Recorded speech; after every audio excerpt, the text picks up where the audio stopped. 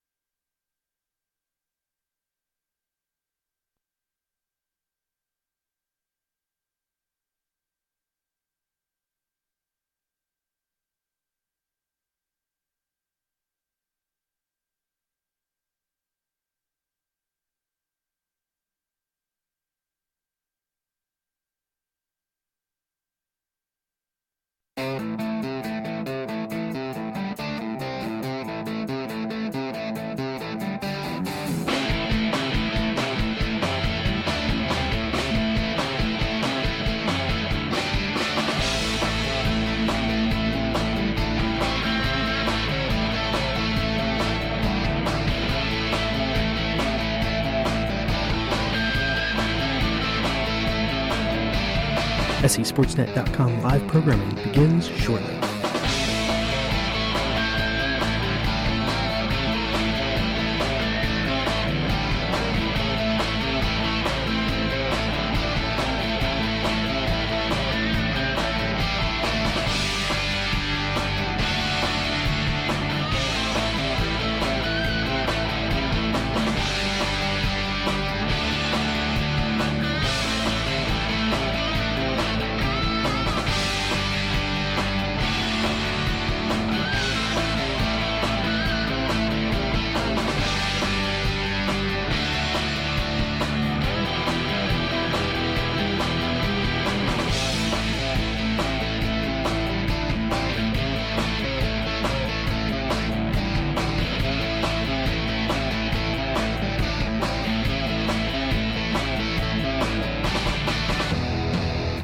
SESportsnet.com live programming begins shortly.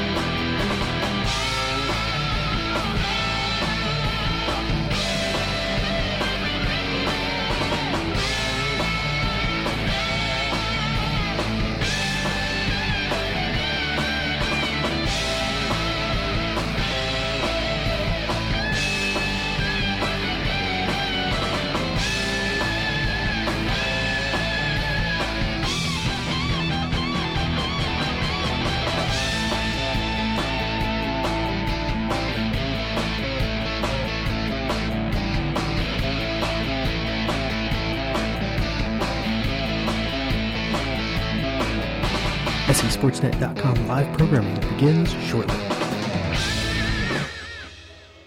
Zach Quaker is the kicker. Fatness. Quaker. Such. Salantro, right? Salanetro. Right? Salanetro. No, Salanetro, yeah. Quaker and Reesinger.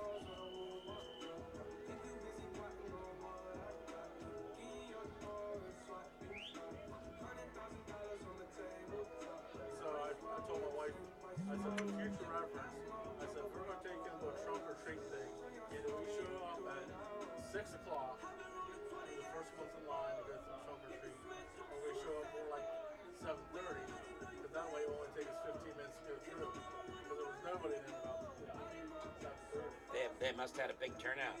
They did.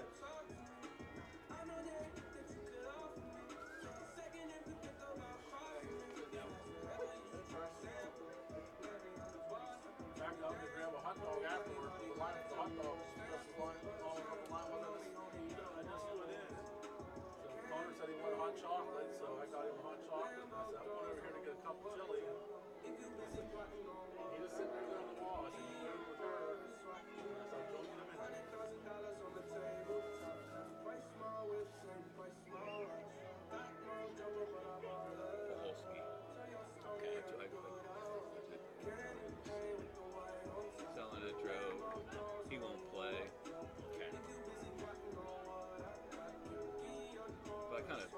up because the names I got on the start, the numbers were all wrong. But Sorry, it'll be fine. yeah.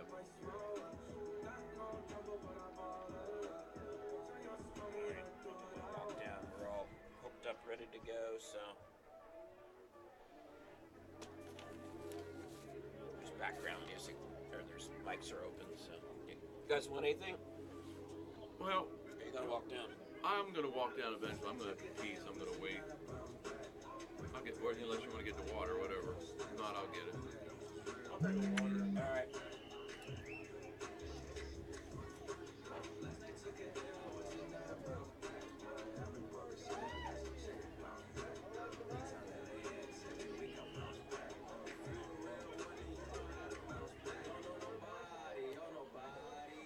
I couldn't remember. I didn't even remember they had the turf field.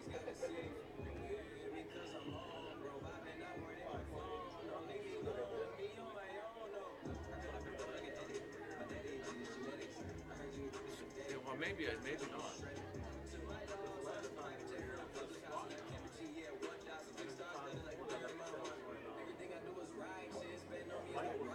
Yeah, but that was a long time ago. You weren't even. Were you here that night? Yeah, it was. I mean, that was a long time ago. That was about, because then the following year we played them at home and then that triple overtime. And then they were out of our division. They were out of our division for a couple of years. It was 4 years or whatever.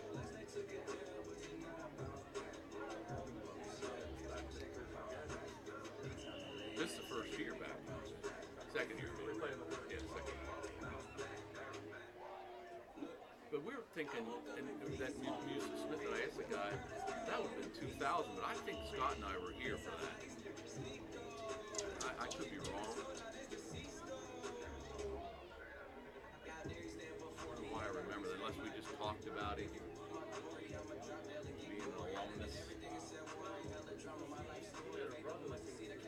Yeah, I know. But I don't know. They run together after a while. I sure do.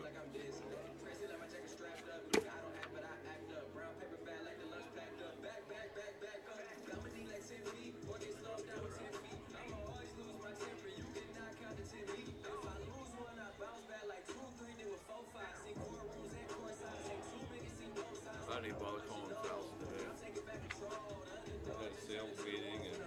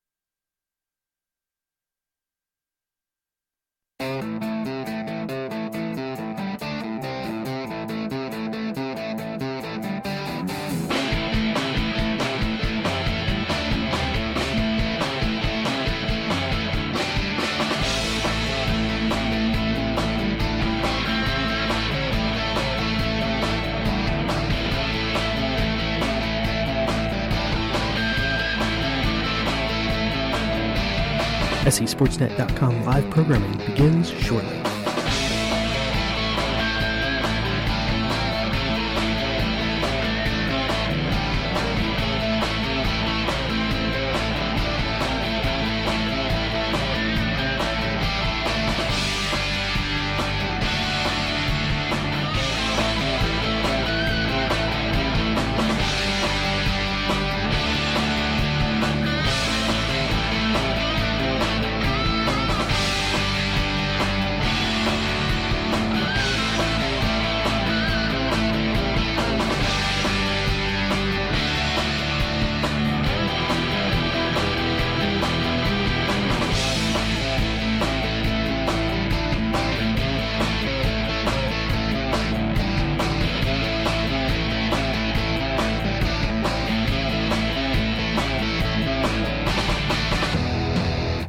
SESportsnet.com live programming begins shortly.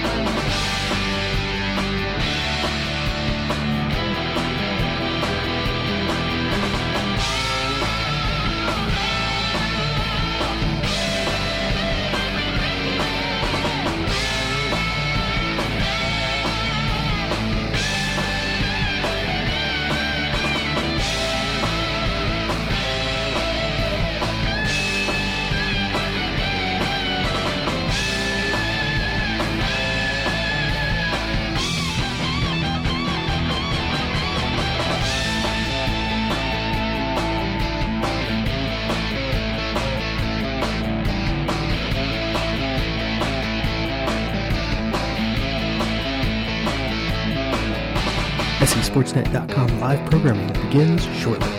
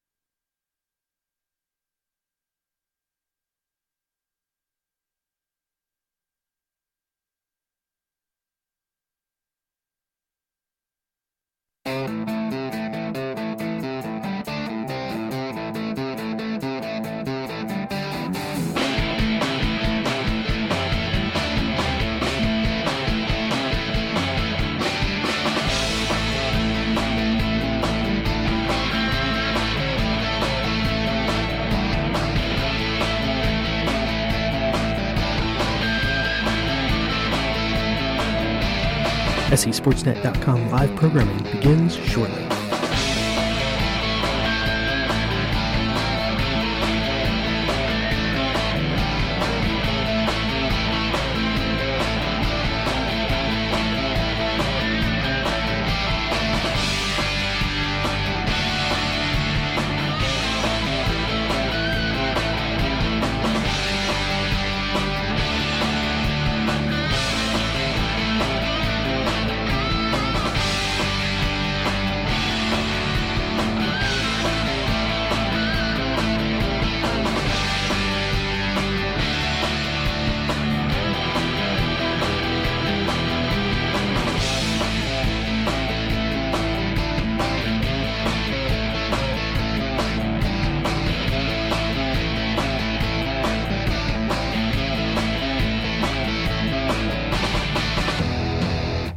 SESportsNet.com live programming begins shortly.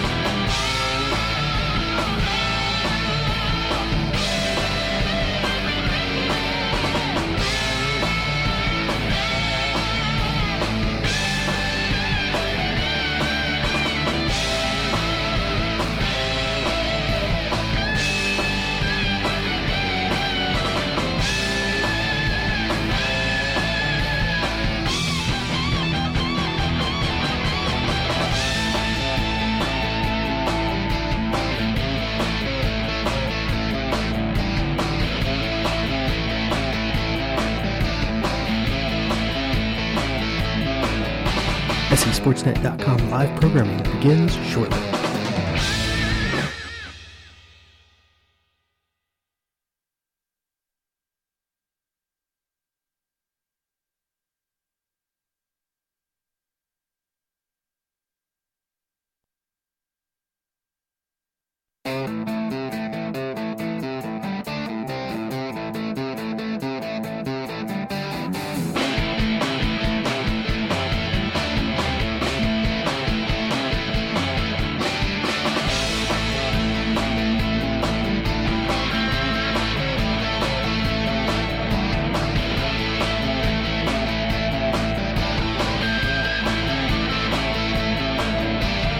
SESportsNet.com live programming begins shortly.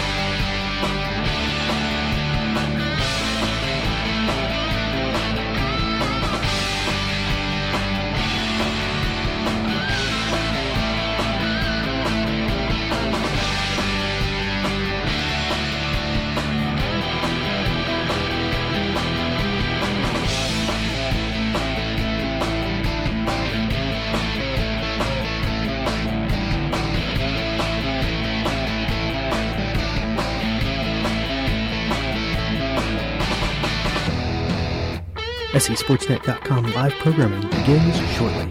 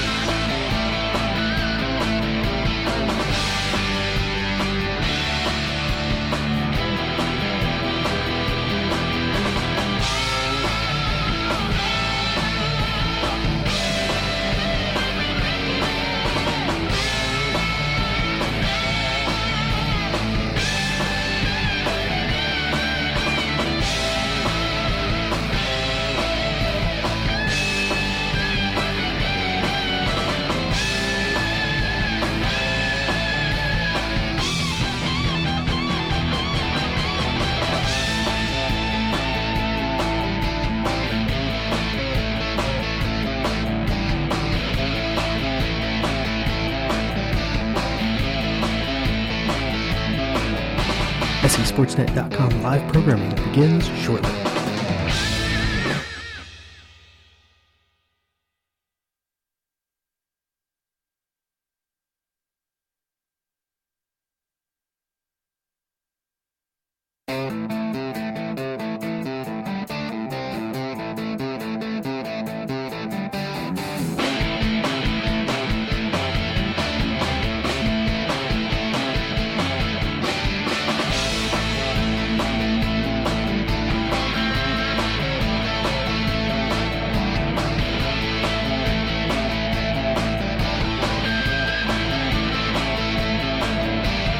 SESportsNet.com live programming begins shortly.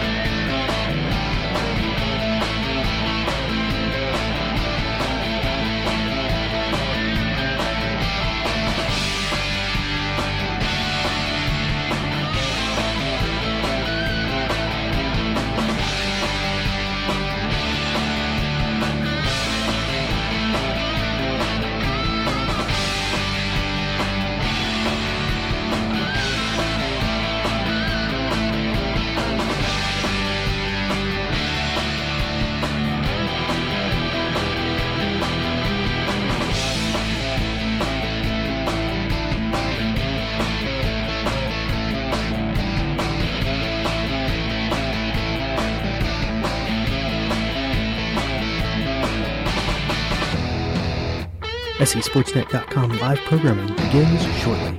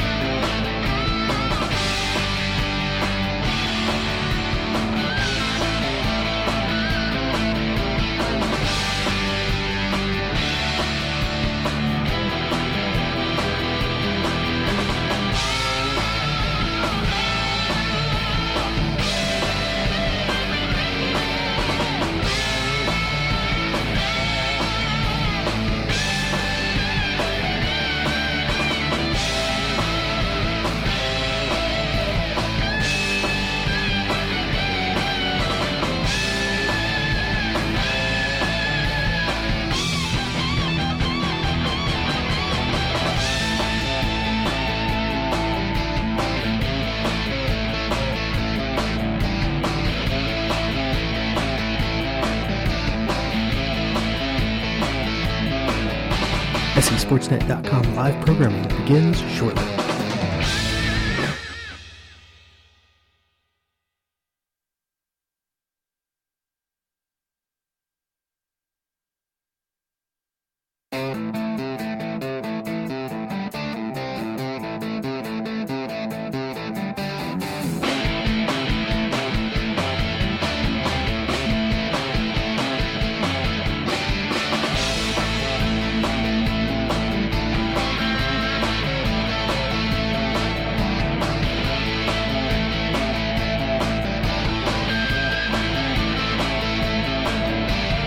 SESportsNet.com live programming begins shortly.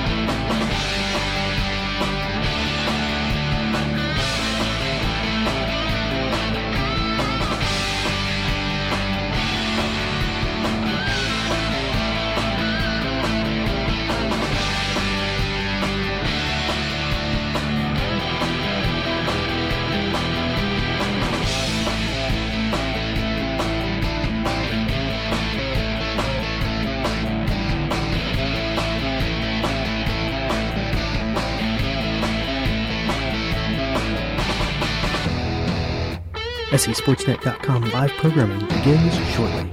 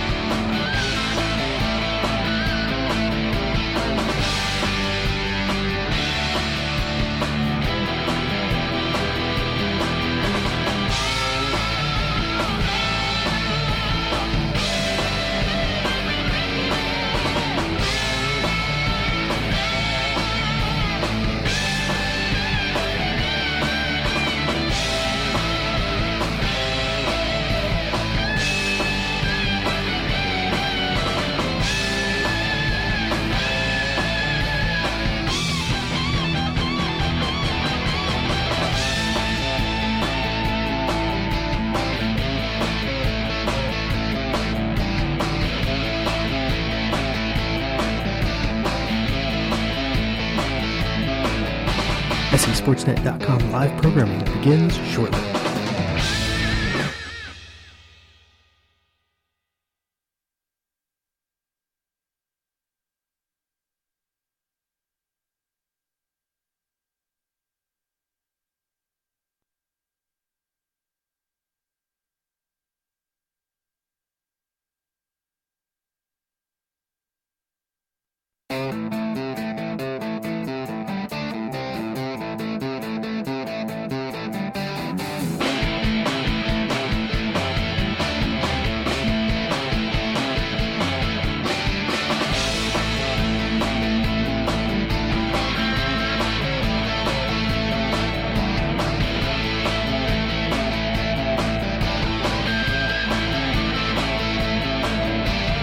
SESportsNet.com live programming begins shortly.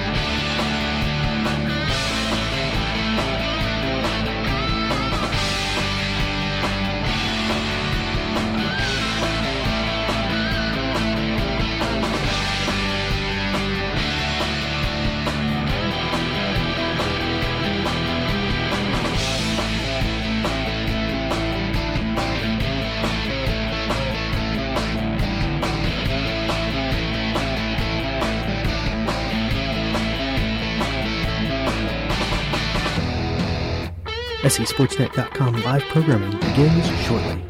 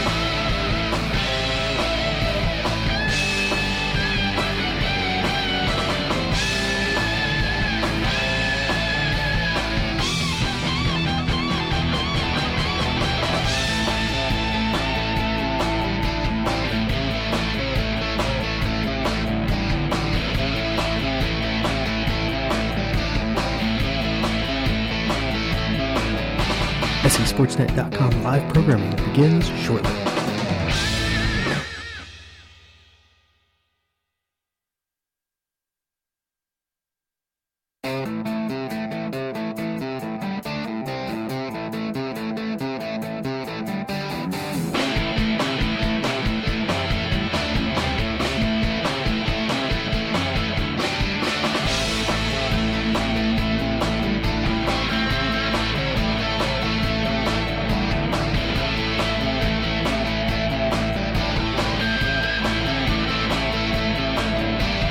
SESportsNet.com live programming begins shortly.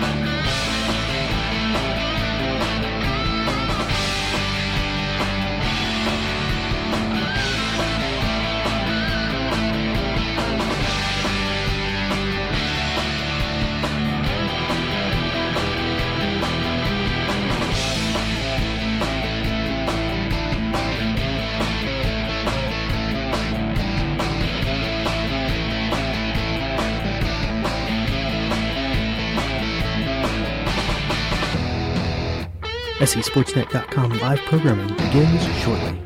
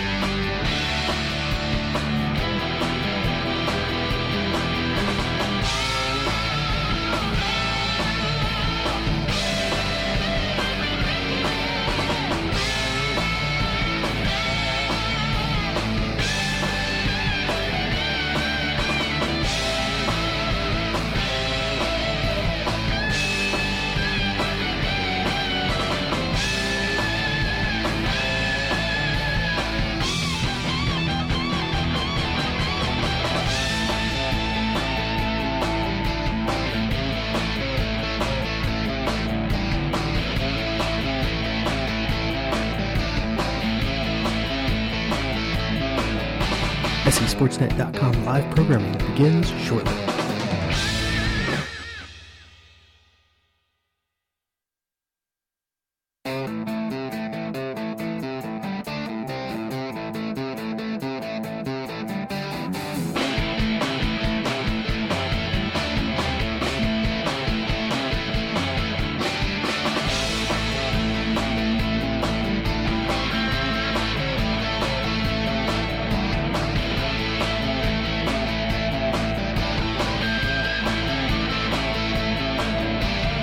SESportsNet.com live programming begins shortly.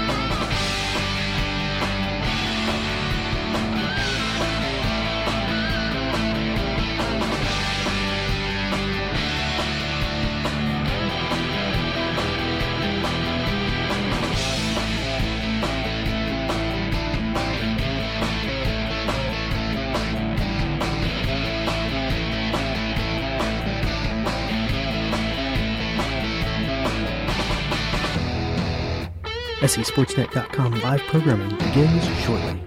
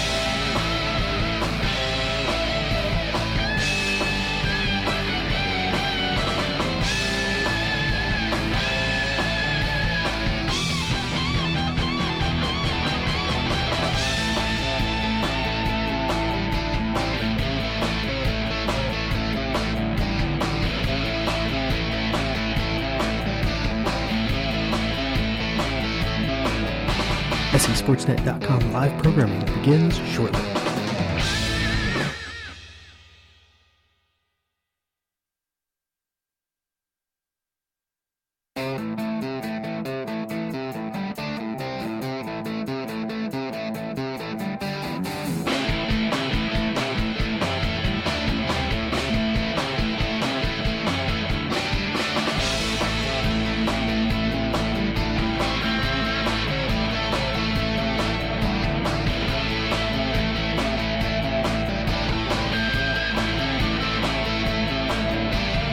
SESportsnet.com live programming begins shortly.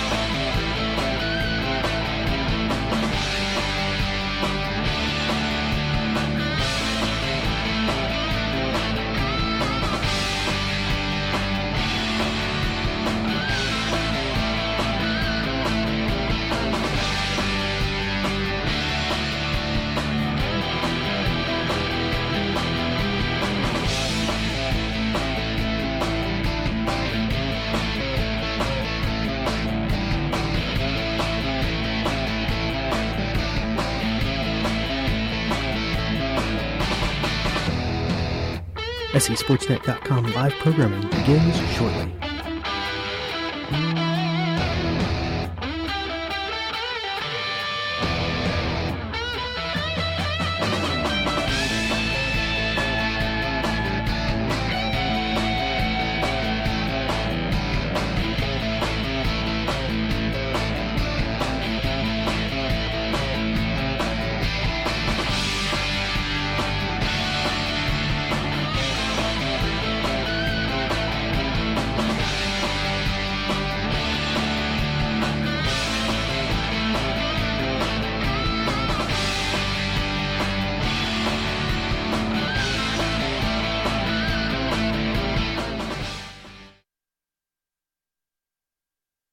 SC Sportsnet, the exclusive home for Greyhound sports.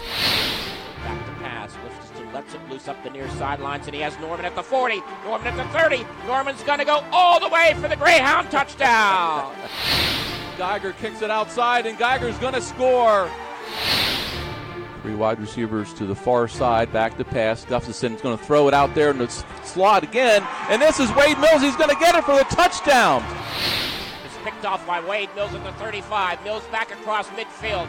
Mills at the 30, cuts to the inside, he's at the 20. Wade Mills at the 15, the 10, the 5, touchdown Wade Mills. SC Sportsnet is proud to give you Shippensburg Greyhound football. Tonight, Shippensburg travels to West Perry.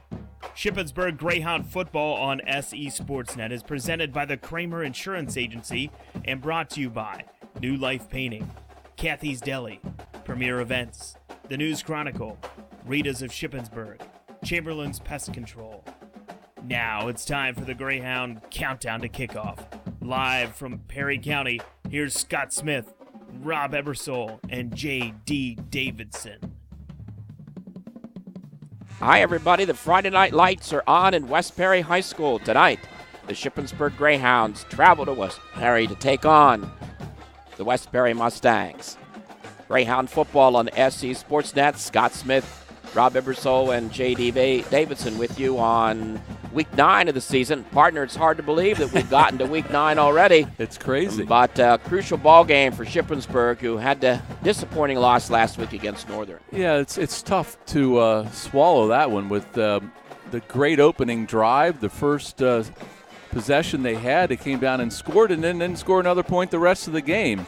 They have to do a little better again tonight against West Perry. Yeah, and Northern just turned that ball game around. But for Shippensburg, the ability to put opponents away this year has really hurt them. Yeah, it's getting so close to playoff time, and we'll talk more about that at halftime. But right now, with the way the district rankings are, they're still in the hunt, but they have to win tonight because there's teams ahead of them and behind them that play lesser opponents. So it's a big night for Shippensburg. They have to win this game. And we've been talking all season long about consistency, and it was really prevalent last Friday night. Yeah, it was, and I still think a lot of it is Adam Hauser. Not blaming Adam Hauser, but with the early injury, and is he still 100%? I don't know. That high ankle sprain, he hasn't really gotten that big effort, with the long touchdown runs. He really hasn't done much. His stats aren't bad, but only 480 yards rushing.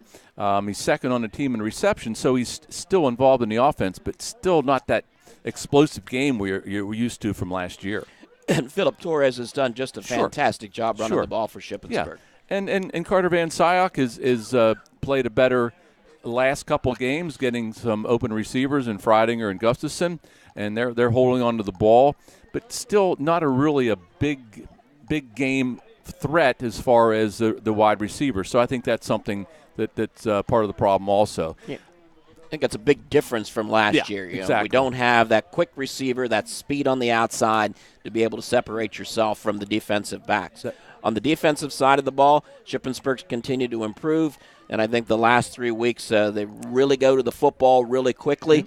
They did a great job. Sure, and a little more offense, and there were some opportunities for Shippensburg last week, and they had won that game, only giving up 14 points to Northern with that Schwartz kid. I mean, he was a beast, the running back last week for Northern, and he obviously turned the game around and helped, really the main reason why they won last week. Crucial ball game, though, for Shippensburg tonight. They find themselves 3-2 in the Colonial Division in the middle of the pack, but they dropped down a spot in the District 3 playoffs with 8 teams only qualifying, so they have to win. They do have to win. And next week, the Little Brown Jug game in Shippensburg against Big Spring, that's not going to be easy either, but they can't look ahead to that one because they have to win this game. One game at a time. That's right.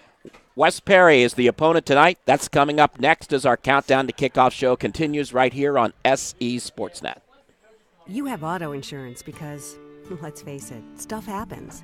And then you feel punished with a rate hike after filing a claim? Erie Rate Lock changes all that. With Rate Lock from Erie Insurance, your low rate stays great until you change cars, drivers, or your address. Your Erie agent in Shippensburg is Carl Kramer Insurance. Get a quote at 717-530-8600. Rate Lock does not guarantee continued insurance coverage. Insured must meet necessary underwriting guidelines. Premium may change if you make policy changes. Not all products are offered in all states. Patent pending. For breakfast, lunch, or dinner, Kathy's Deli, West King Street in Shippensburg is the place. Delicious breakfast selections, and for lunch and dinner, create your own sandwiches, hoagies, wraps, or salads. 3 hot soups as well as a hot meal special are available every day. Plus, Kathy's fresh baked goods and delicious dessert specials are the best. Voted #1 since 2004. Enjoy wonderful hometown atmosphere, delicious food, and friendly service at Kathy's Deli, West King Street in Shippensburg. Your next breakfast, lunch, or dinner should be at Kathy's Deli.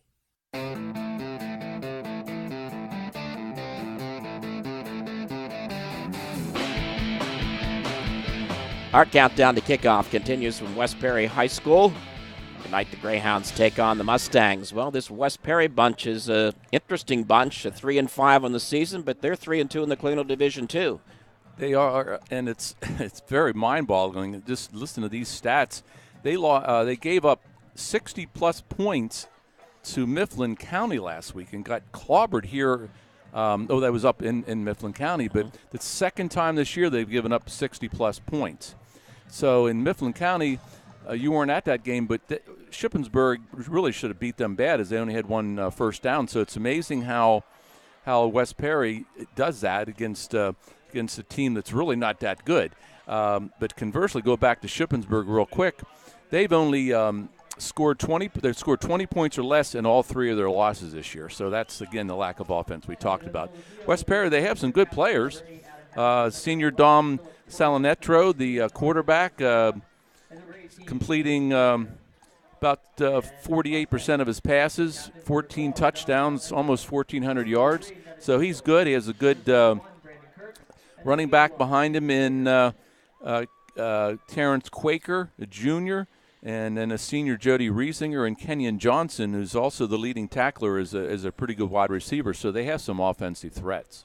Well, and again, being in the middle of pack, 3-2, their 3 victories coming in the Colonial Division makes them a threat here tonight. Sure it does. And they're out of the playoff picture. They're not going to qualify for the playoffs. So, hey, yeah, that's some incentive to beat Shippensburg here at home tonight. Well, the quad captains are out on the field, and the toss of the coin has taken place. It looks like the Mustangs have won. They're going to receive and defend the goal to our right, and Shippensburg will kick it off to get it started here from West Perry High School. Our countdown to kickoff show will return right after these messages. Timmins Oil Incorporated of Orrstown has been proudly serving the local area for over 35 years with quality fuel oil, diesel fuel, and kerosene products at reasonable prices. The Timmins folks invite you to call now and arrange convenient fuel oil delivery for the upcoming heating season. Call Timmins Oil at 532-3740. That's 532-3740. Or stop in and say hello at 12901 Mountain Road in Orrstown. The Timmins family encourages all drivers to exercise extra caution on the roads now that the kids are back in school. Parents, remember to take the time to become involved in your children's school activities. And this fall and always, save a life. Please don't drink and drive. Remember, for extra convenient fuel oil delivery this winter, call Timmins Oil of Orrstown now at 532-3740. That's Timmins Oil at 532-3740. The Timmins family is proud to be part of our Cumberland and Franklin County communities. And go Greyhounds! Premier Events West Orange Street in Shippensburg is the place to go for excellent upscale food and service in the Shippensburg area. Premier Events is a premier banquet and special events facility that offers catering for all occasions in their beautiful chandelier-lit banquet room.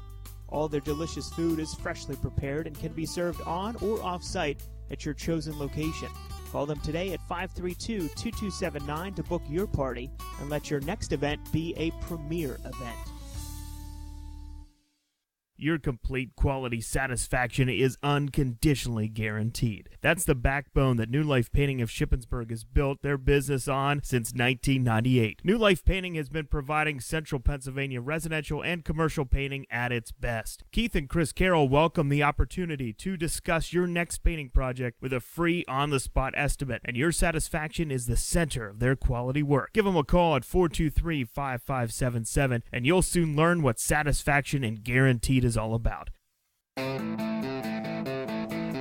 Countdown to kickoff from West Perry High School. Scott Smith, Rob Ebersol, when we bring in J.D. Davidson for his insights into his thoughts for the game here tonight. Well, Shippensburg should be able to get their running game going tonight. They can accomplish what Mifflin County did last week, because when we were up there, we stoned Mifflin County's running game to no yards rushing, and that's all they did last week against West Perry was run the football. They only threw like 2 passes in the football game. So our running game should be able to get healthy tonight against West Perry. West Perry likes to throw the ball a little bit more, so I think our pass defense is going to be really tested tonight. But we can't fall asleep on their run game because they'll slip that in there too and try to mix it up.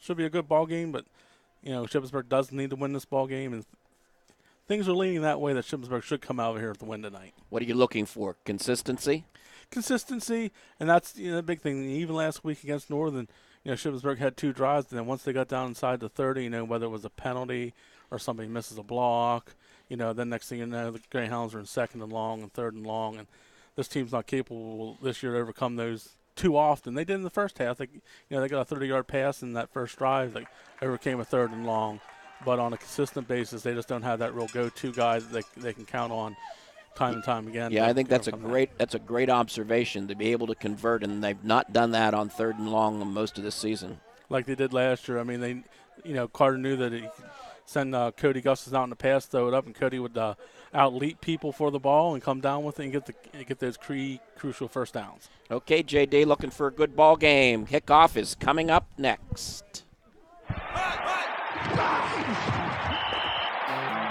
It's kickoff time for Greyhound football on SE Sportsnet. Now let's go live to the broadcast booth in West Perry. Here's Scott Smith and Rob Ebersol. Opening kickoff on SE Sportsnet, powered by Kramer Insurance Agency, is sponsored by Rita's Ice Custard Happiness. Call 532-9886 for cool catering. Going back deep is Kenyon Johnson for West Perry, along with Terrence Quaker, awaiting the Shedder kickoff. Glad to have you along on this Friday night on SE Sportsnet. So sit back, pull up a chair, and enjoy the broadcast. End-over-end kick at the 24-yard line. Picked up by one of the up men. He's out across the 30 and down just shy of the 35-yard line is Tad Ziegler. So a pretty nice return. We'll get things started for Shippensburg. Eddie Ocker on the tackle.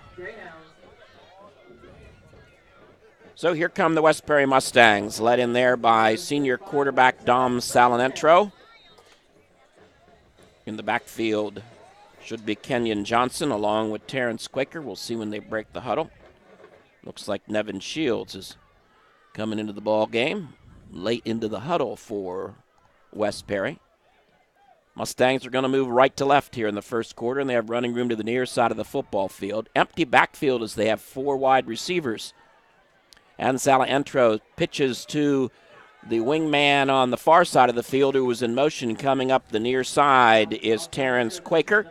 Tries to turn it up the near edge, but he's dropped at the 35-yard line by Cobb for Shippensburg. No gain on the play. We'll call it 2nd down and 10. It's a nice play by Cobb as he held his position quite well and was unable to make a nice tackle. This time, Such goes wide to the far side. I formation in the backfield. Salinentro steps back to pass, and it's batted down at the line of scrimmage by James Monahan for Shippensburg. So the pass drops incomplete, and it'll be 3rd down and 10. I don't think this is a situation that West Perry wants to find themselves into. Not at all. In any situation here tonight, particularly the 3rd play of the football game. Ball 20 yards in from the near side. Mustangs break the huddle and send Such wide to the far side with a couple of slot men to that side. 4 wide receivers set, this time from a single set gun. Salinentro wants to pass, rolls to the far sideline, looks across the middle of the football field, has a man open and completes it at the 40-yard line. Down across the 35, spins out of a tackle and goes out of bounds at the 29-yard line. Coming up with that beautifully thrown pass was Terrence Quaker for the Mustangs, and they convert on 3rd and 10 and have it 1st and 10 at the Shippensburg 29-yard line. Nick Welts finally coming up with the tackle, but that was a pretty thrown ball over the middle. Well, yeah, and the offensive line gave the quarterback a lot of time to find somebody open. This time 3 wide receivers set with 2 to the far side. Salinentro on a delay play to the running back Kenyon Johnson, and Johnson puts his head down across the 5 and dives into the end zone for the touchdown. And just like that, the Mustangs are on the scoreboard. Well, I'll tell you what, that was a heck of a run by Johnson, and he just ran over Adam Hauser, was waiting for him before the goal line, and he just knocked him to the side and dove into the end zone. So Zach Quaker is on to attempt the PAT.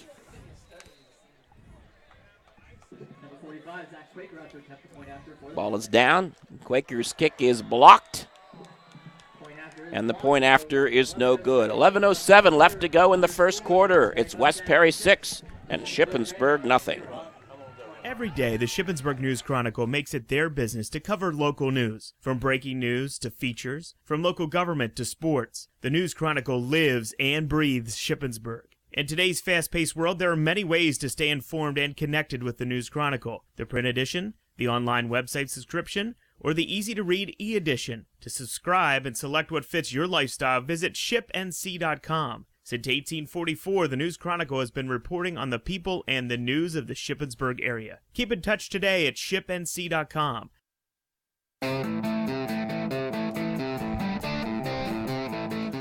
4 plays and 55 yards and a 29-yard touchdown run by West Perry's Kenyon Johnson, who's just a sophomore.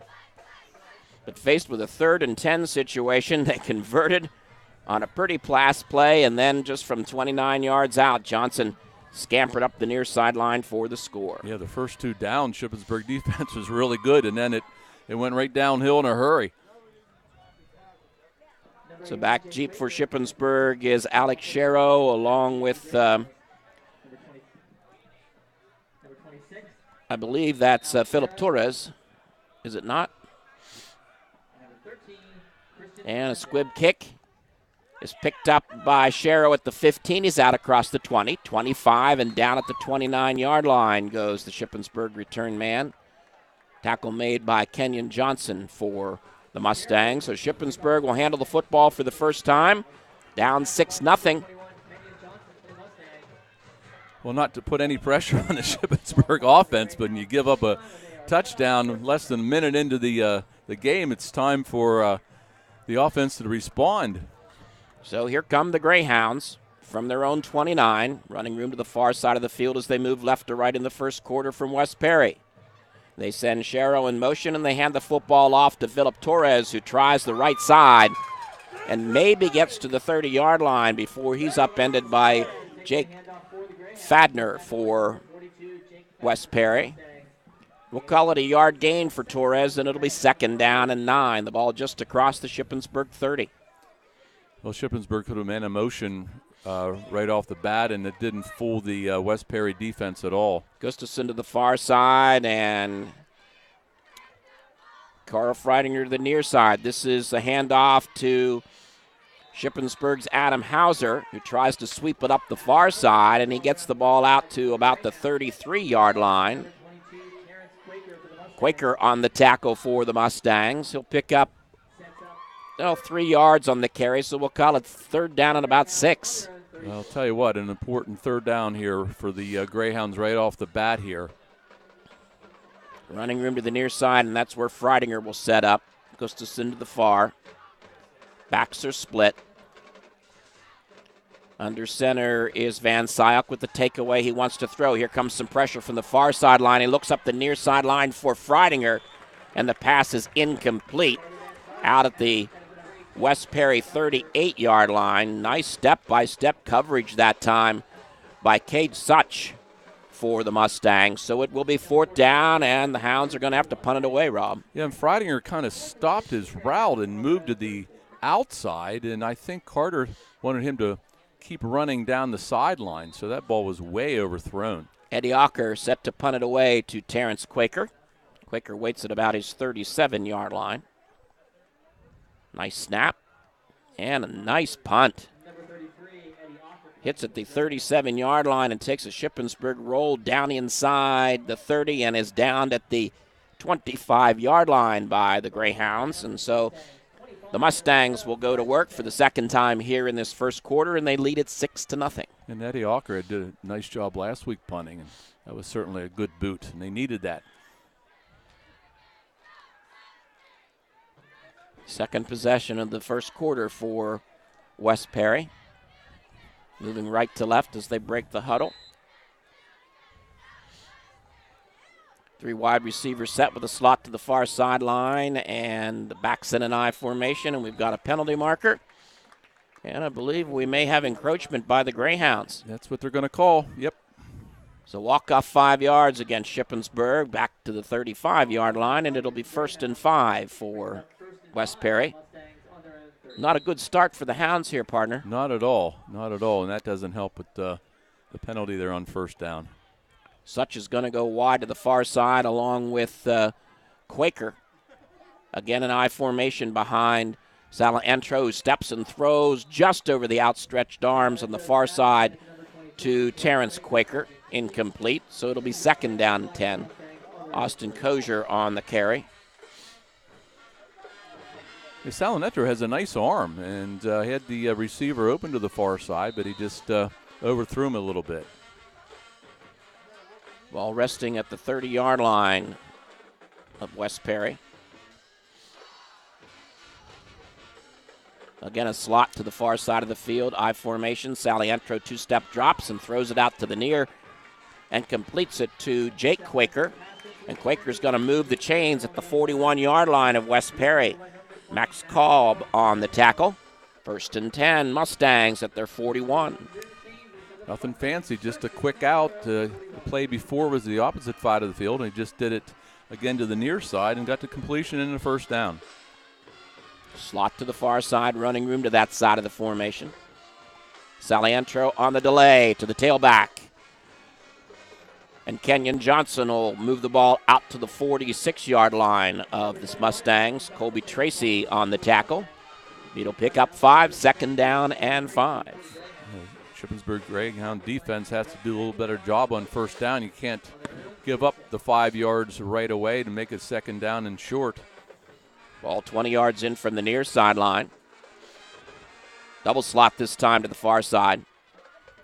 Single setback behind Salientro, who steps and throws and completes it to Terrence Quaker. And Quaker up the far side, gets the ball out close to midfield. We'll see where they mark his forward progress before he's been stopped by Austin Kozier for Shippensburg. They place the ball on the 50. So it's a 4-yard pickup. We'll call it 3rd down and 1. Yeah, nice play by Kozer. He held his ground and made a nice tackle to prevent, for now, the first down. Mustangs break the huddle. Send Quaker to the near side this time and stack up the running backs. Salientro under center. Long count.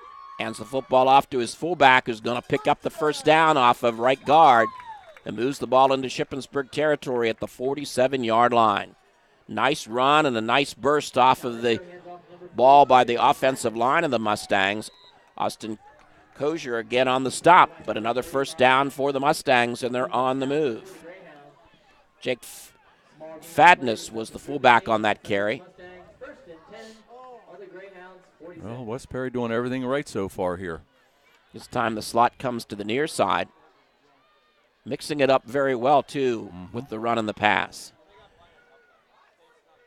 And Salientro looks like he might be changing it up at the line of scrimmage here. Checking off. Under center. Steps back to throw. Looks to the near sideline and completes it over the middle to Cade Such, who's going to have another first down at the Shippensburg 29-yard line.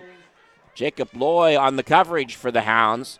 But the Mustangs are on the move. This drive starting at their own 25 down to the 34 Shippensburg. Another nice pass by Salinetro and a wide-open wide receiver.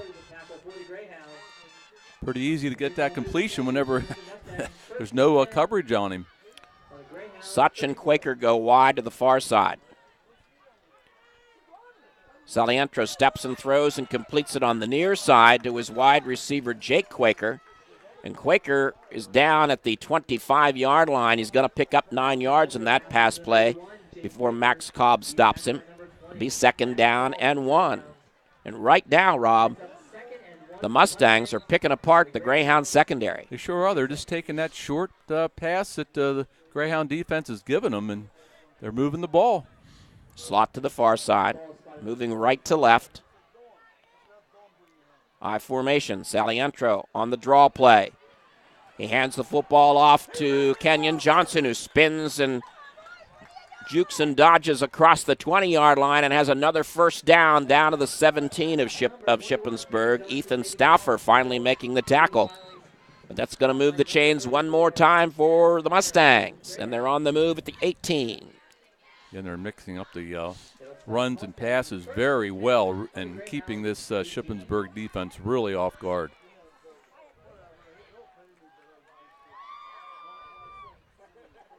Salientro under center. Hands the football off to his big fullback. That's Jake Fadness, and Fadness straight ahead is going to get maybe a yard down to the 17. Colby Tracy stopped him there. 2nd down and... well, actually, they mark it for no gain, so it'll be 2nd down and 10 at the 18. I think that's the first time so far in this game that Shippensburg has held them to no gain.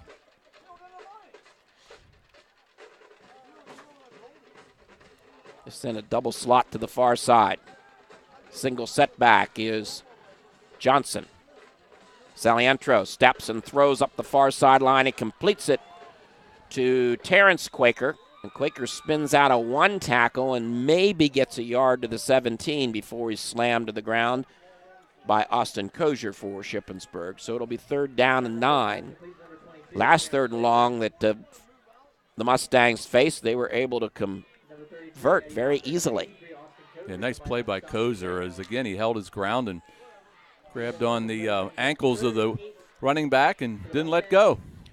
This time Jake Quaker comes to the far side, and they set a double slot to the near side where they have running room. Salientro steps and throws, and he was looking over the middle for Terrence Quaker, but he threw behind him, and it's incomplete. And it's 4th down and 9. It was the first time tonight that their play, the offensive play, didn't look very good at all, as there was a couple of receivers, but Salientro couldn't find anybody. Salientro to the near sideline trying to get a play. And I think they're going to call a timeout here. 4:42 left to go in the first quarter. West Perry leads it 6-0. Your complete quality satisfaction is unconditionally guaranteed. That's the backbone that New Life Painting of Shippensburg has built their business on since 1998. New Life Painting has been providing Central Pennsylvania residential and commercial painting at its best. Keith and Chris Carroll welcome the opportunity to discuss your next painting project with a free on-the-spot estimate, and your satisfaction is the center of their quality work. Give them a call at 423-5577, and you'll soon learn what satisfaction and guaranteed is all about. West Perry faced with a 4th down and 9 at the Shippensburg 17. Wanted to get a good play in here because they're going to go for it. So they call a timeout. This drive started at their 25. And as they break the huddle, they come out in a single set gun position. Slot to the near side. The takeaway is Salientro. He steps and throws, and it's incomplete. Looking at the 5-yard line for Nevin Shields. Coverage in there by Max Cobb for Shippensburg, so the ball will go back to the Greyhounds on downs. At that time, Salientro just pretty much missed his wide receiver, but good defense by the Greyhounds. Actually, if he'd have made a good pass, that would have been a catch and a conversion for the first down. So here come the Greyhounds. Second possession of the quarter. 3 and out the first time. Backs are split as Carter Van Syok is under center. Sherrill in motion, and they hand the football off to Adam Hauser, who finds running room up the near edge. 25-30 and out of bounds at the 33-yard line.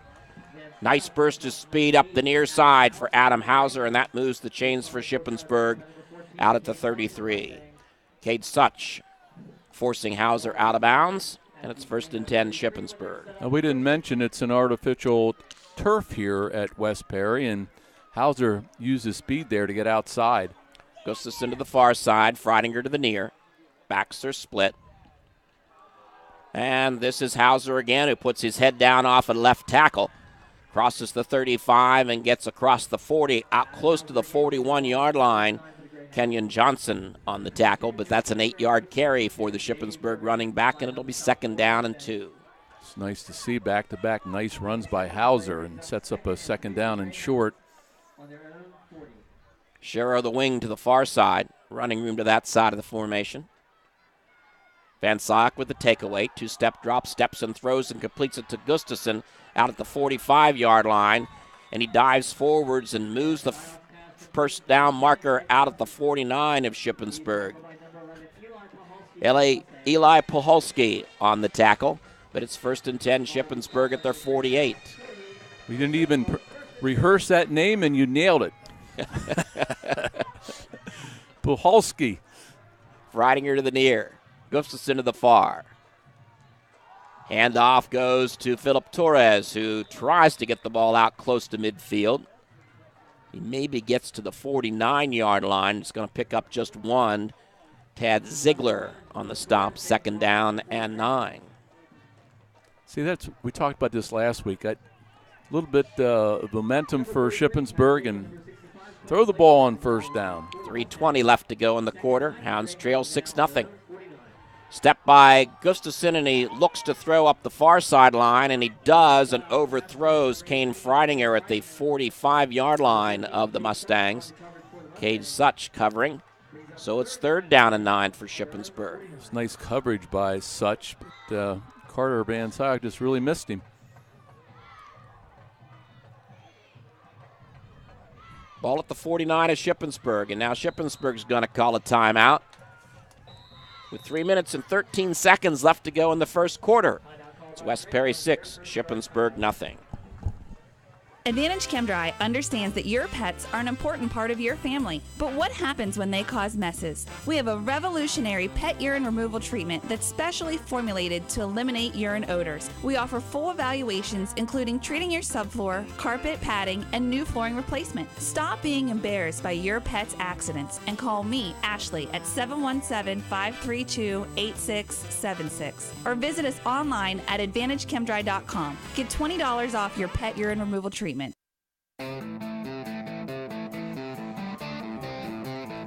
3rd down and 9 for Shippensburg at their 49-yard line, calling a timeout here. I think this shows how important this play is early on in the game. Coach Faust calling the timeout to set up the play. Double slot to the near side. Gustafson with a single set gun position. With the takeaway. Looks and throws over the middle and completes it to Adam Hauser, who drops the football as he's hit hard at the 45-yard line.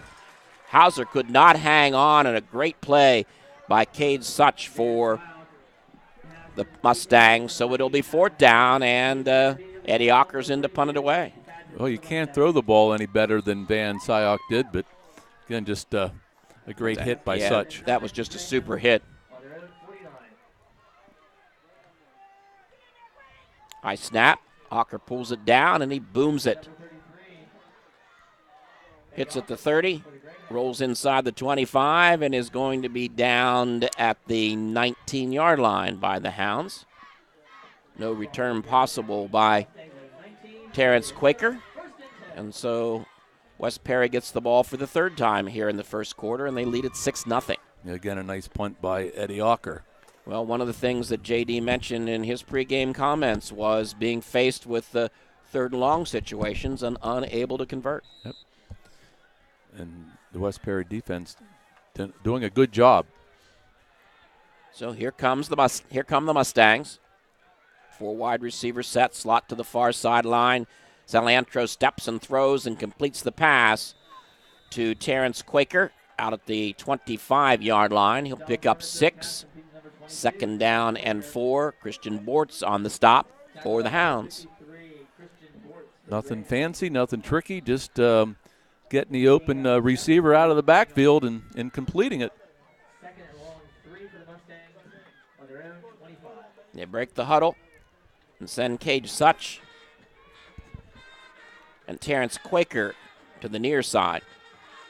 I formation, and the handoff goes to the tailback, Kenyon Johnson. And Johnson turns up the near edge, crosses the 30, picks up the 1st down at the 32-yard line. Max Cobb finally coming up to make the stop. But the Mustangs pick up the 1st down at their 33. Ball 20 yards in from the near side. West Perry just really, really doing a good job mixing up the plays here in the first quarter. They break the huddle.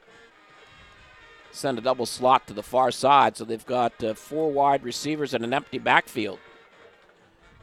And they send Quaker in motion, or Johnson in motion, and he gets the toss, and he's not going to be able to turn the corner up the far sideline. In fact, he's going to lose about 3 yards. As a great defensive play led by Christian Bortz for Shippensburg. Let's see where they mark his forward progress. They haven't put the football down yet. Looks like about the 31-yard line, or we got a penalty marker. Legal block on West Perry. I didn't even see the flag. I didn't either. So the walk-off is going to go back to the 16-yard line. Huge penalty on an illegal block.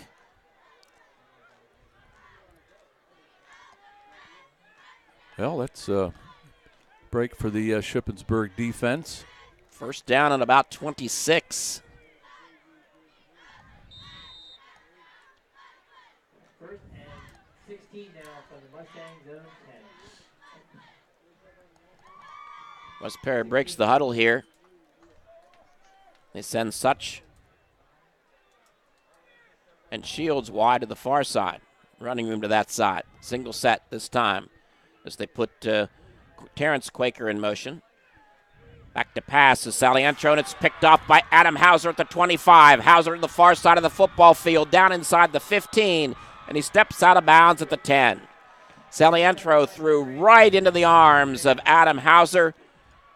The Greyhounds have an INT in 1st and goal at the 9-yard line of West Perry. Yeah, great play by Adam Hauser. He just kind of hung back in his safety position and saw that ball coming and made his move at the right time, and nice interception. There's the big turnover Shippensburg needs.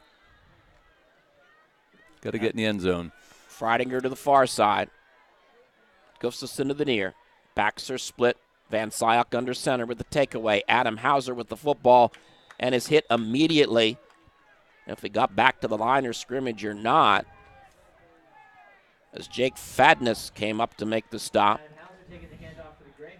Let's call it no gain on the play, so it'll be 2nd and goal. The ball just outside the 9-yard line. You need to use Hauser's speed a little more to the outside. 45 seconds left to go in the quarter. West Perry scored on the opening drive of the ball game. They lead it 6-0. The Hounds have it 2nd and goal at the 9. This is a toss to Hauser. Hauser trying to step outside. Has a block, but he's being held by his jersey and is going to be pulled down by Nevin Shields. Great play from the backside by Shields, and a loss on the play for Adam Hauser and the Greyhounds will make it 3rd and goal. Back at about the 11-yard line. Yeah, Torres was out front, but Hauser couldn't quite get to the outside, and that was a great tackle. And that's going to be the end of the first quarter. We've played 12 at West Perry, and it's the Mustangs 6, the Greyhounds nothing. You have auto insurance because, let's face it, stuff happens. And then you feel punished with a rate hike after filing a claim?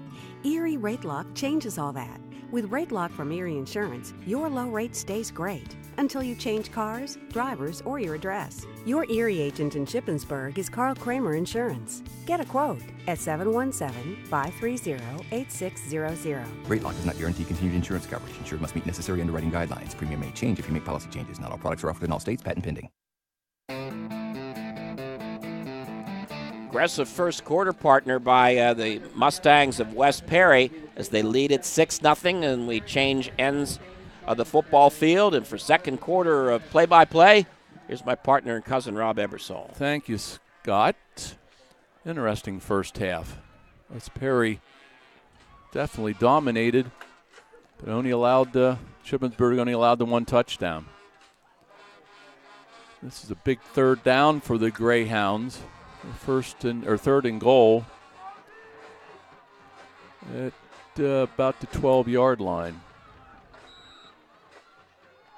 Van Syok from the shotgun, and he rolls left, looks left, throws, and the ball is tipped.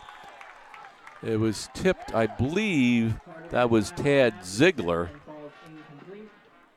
So that is going to bring up a 4th down, and I don't think they haven't tried a field goal all year long, so I don't believe they're going to try one now. And I don't know if I agree with this. I mean, you got to give Shetter a try, and it's almost, it's a little bit more than an extra point, but it's not that long of a field goal attempt. Got to get some points on the board, but they're going to try it here on 4th down. This is huge early in this ball game. Van Syok again from the gun, and he rolls left, being pressured, puts it over to the right side, trying to set up a delay to Philip Torres, and that didn't do anything as there was a lot of defenders over there for West Perry. Jake Quaker was over there along with Salinetro, and that ball fell incomplete, and over and downs. The Mustangs will take over 1st and 10. That's huge, Rob. The inability to convert after the INT on a 1st and goal at the 9. And West Perry gave up 61 points to Mifflin County last week. Unbelievable. Well, Shippensburg has a target on their backs, don't they? They sure do. Salinetro under center on 1st down. He throws right, and it's completed to Shields, and Shields gets a couple of yards before Christian Bortz brings him down. We'll give him 3 at 2nd down and 7. Nice coverage by the Shippensburg Greyhounds, but they flooded the zone with 3 receivers to the near side that time, Rob. And Salientro threw underneath to pick up a couple. Dom Salinetro, a senior, 6'3", 185. Nothing fancy, but throws a good ball and finds some open receivers. 2nd down and 7. Man in motion is Quaker, a whistle, and a penalty marker. Illegal procedure on the Mustangs. So that'll send them back 5 more yards. Ball will be marked about the 10.5-yard line. Second down and 12. So West Perry with a 6-0 lead. Break the huddle. Once again, Salinetro under center. Man in motion. Long count. Throw down to the other side, and that is nice Kate block. Such. Nice block by a Mustang. Good gain. That was Terrence Quaker with the block. Such was with the reception. So that'll bring up a third down and short for the Mustangs. Ball marked at about the 20-yard line. Yeah, nice play. Nice block. And gives them a very manageable third down and 1. So the Mustangs receiver to either side, Quaker to the near side, Baxter and Anai. And this is Salinetro, and he's going to try to run for it, and I don't believe he got it. That was a nice play by Ethan Stauffer, and I think he's going to be, no, they're going to give him the first down. Wow, that was close. Wow, I'll say that was a very generous mark, but a real gutsy call by Salinetro, as he didn't have anybody open. He wanted to throw the football and then tucked it down and turned up the corner and moved those chains for the first down. First and 10 at the 21-yard line. Such is to the far side, and Quaker to the near side. Salinetro maybe changing the play. First down call. And here is the run, the draw to Kenyon Johnson. Johnson still on his feet. He's going to have a first down and more up over the 30 to 36-yard line. Nice run and another first down for the Mustangs. Adam Hauser finally bringing him down. Well, he stepped out of a Nicholas Welch tackle that you don't do too often and picked up 6 more yards before Adam Hauser wrestled him to the ground for the Greyhounds. Johnson only a sophomore. He's scored 7 touchdowns for the Mustangs. And he scored 1 here tonight, Rob. That would be 8. First down and 10. And here's the fullback. That is Fadness, and he goes nowhere. Colby Tracy in on the stop. No gain. Second down and 10. Well, they worked themselves out of a hole, and they managed to be able to work now out at the 36-yard line. Colby Tracy, another solid year, only a junior. He'll be back next year, 6'1", 2 1/4. 8:49 remaining until half. 5 receivers to the near side. Salinetro throws it off to Johnson. Johnson gets a nice block. He's up over the 40 to the 43. Finally brought down by Austin Kozer. And that'll bring up a third down and 3 for the Mustangs. 3 green jerseys ahead of the receiver that time. They'd set up almost an unimpenetrable wall to be able to get through. Nice play. Yeah, Austin Kozer with a nice job. Made a couple of nice tackles so far tonight. 3rd and 3.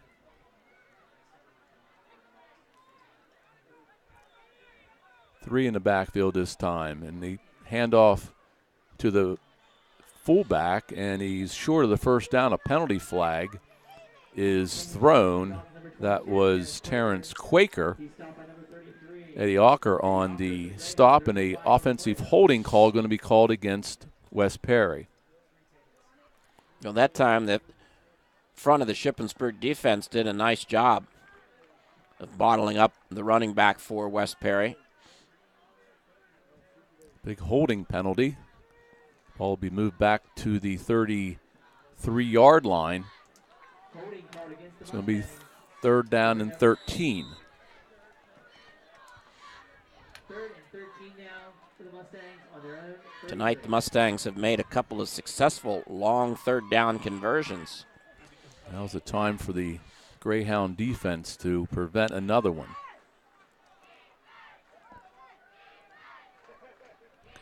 Cade Such is flanked to the near side. 2 receivers to the far side, and Kenya Johnson And have a whistle. And a delay of game penalty, Rob. Well, West Perry going the wrong way. Be a 3rd down and 18 now. Looked like there was some confusion as Such broke the huddle early and went over to his receiver position, but it took a while for the rest of the team to break the huddle. So the ball back to the 28, and it's 3rd down and long. Shields and Quaker to the far side. Johnson, the lone setback. They're setting up the screen to Johnson. 35, 40, 45, 50, and Johnson might go. Adam Hauser chasing him, and Hauser prevents the touchdown, and quite a run after the pass, and a penalty flag.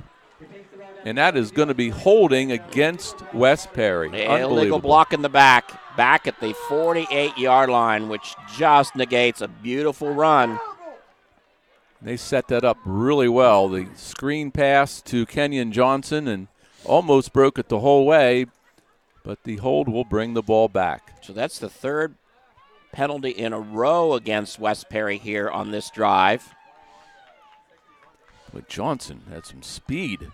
Got into that secondary, and if it wasn't for Adam Hauser's speed, he would have scored. Of course, it wouldn't have counted, but might be the 2 speediest men on this football field. No doubt Rob. about that.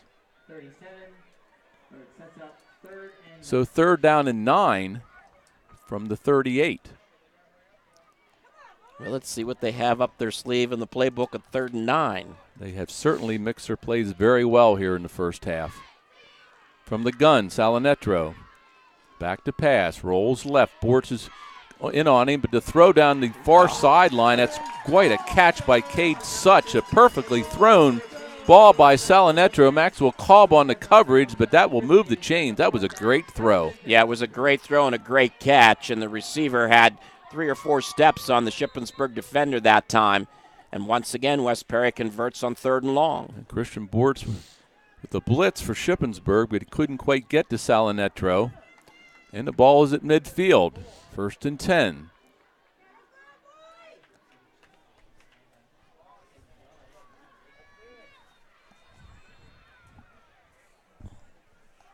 First down, the Salinetro hands the ball off to Johnson. That goes nowhere. That was Monahan on the stop. 2nd down and 13 for West Perry. Ball back at the 48-yard line.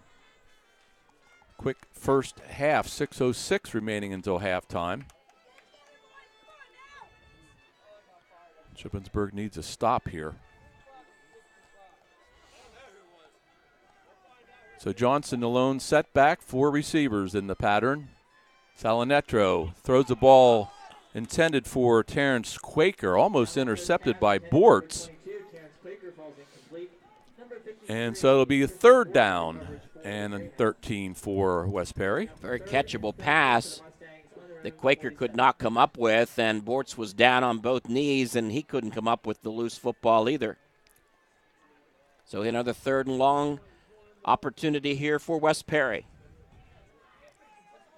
Again, Johnson alone setback, and 3 receivers to the near side and 1 to the far side. Salinetro back, has some time, throws to the near side of the field, and the ball is knocked away nicely by Kozer, intended for Such, and that was a great defensive play by Kozer, and it'll bring up a 4th down. Yeah, Such had this position, but Kozer just came up and knocked it out of his hands and incomplete, and the punting unit's on for the Mustangs.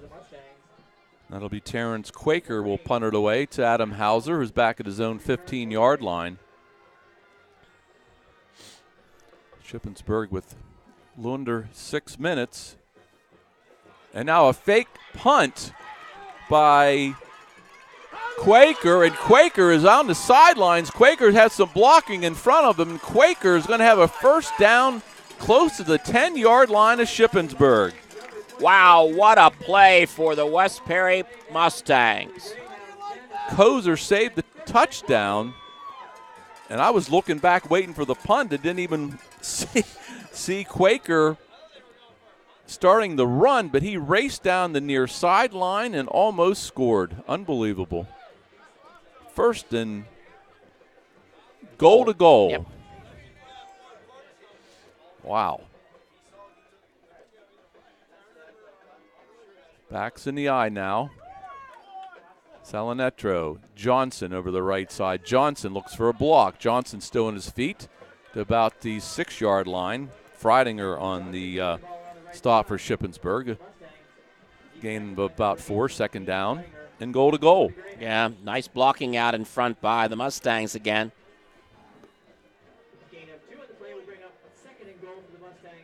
Ball is at the 8-yard line, so second down. Boy, impressive job by the offense of West Perry's mixing things up. And then the crazy play, the fake punt, they just really kept Shippensburg, the defense, off guard the entire first half. Fake to Johnson, Salinetro into the end zone and almost intercepted. Knocked away by Welts. Incomplete pass. It's third down and goal. Yeah, Welts had the position that time on the receiver. I'm not sure that was a ball that Salinetro should have thrown. But Welts was very easily for him to bat it down and incomplete. Clock stopped with 4:20. And a timeout's going to be called by West Perry. We'll be right back. For breakfast, lunch, or dinner, Kathy's Deli, West King Street in Shippensburg is the place. Delicious breakfast selections, and for lunch and dinner, create your own sandwiches, hoagies, wraps, or salads. 3 hot soups as well as a hot meal special are available every day. Plus, Kathy's fresh baked goods and delicious dessert specials are the best. Voted #1 since 2004. Enjoy wonderful hometown atmosphere, delicious food, and friendly service at Kathy's Deli, West King Street in Shippensburg. Your next breakfast, lunch, or dinner should be at Kathy's Deli. Well, after the timeout, the second timeout of the half for the Mustangs, they'll have it third down and goal to goal at the Shippensburg 9-yard line. 8-yard line, excuse me. So the Shippensburg defense got a hold here. I'd imagine 2-down territory for the Mustangs. Their head coach still out in the field. It's Robert Bowden giving some last-second instructions to his offense. So they're still out there trying to get the call right. Third down. Salinetro from the gun. 3 Mustangs and a direct snap to Johnson. And Johnson breaks one tackle. Johnson still on his feet, but he's going to be short of the 5-yard line before he's brought down by Ethan Stauffer and Thomas Scheel. So the direct snap from the center to the running back Johnson, and Shippensburg not fooled, so it's going to be fourth down, and they are going to try a field goal attempt. This is Zach Quaker, the sophomore, and it'll be a 29-yard attempt and a whistle. And a timeout by Shippensburg. 3:42 remaining in the half. We'll be right back. Every day, the Shippensburg News Chronicle makes it their business to cover local news. From breaking news to features, from local government to sports, the News Chronicle lives and breathes Shippensburg. In today's fast-paced world, there are many ways to stay informed and connected with the News Chronicle. The print edition, the online website subscription, or the easy-to-read e-edition. To subscribe and select what fits your lifestyle, visit shipnc.com. Since 1844, the News Chronicle has been reporting on the people and the news of the Shippensburg area. Keep in touch today at shipnc.com. Be a 24-yard attempt for Quaker, and J.D. mentioned something there. Scott, makes sense, is they called the timeout Shippensburg did just to make sure they are ready in case it's a fake. But Quaker, kick is up. The kick is good. 3:39 remaining into a half. It is 9-0 West Perry. Premier Events West Orange Street in Shippensburg is the place to go for excellent upscale food and service in the Shippensburg area. Premier Events is a premier banquet and special events facility that offers catering for all occasions in their beautiful chandelier-lit banquet room. All their delicious food is freshly prepared and can be served on or off-site at your chosen location. Call them today at 532-2279 to book your party and let your next event be a premier event.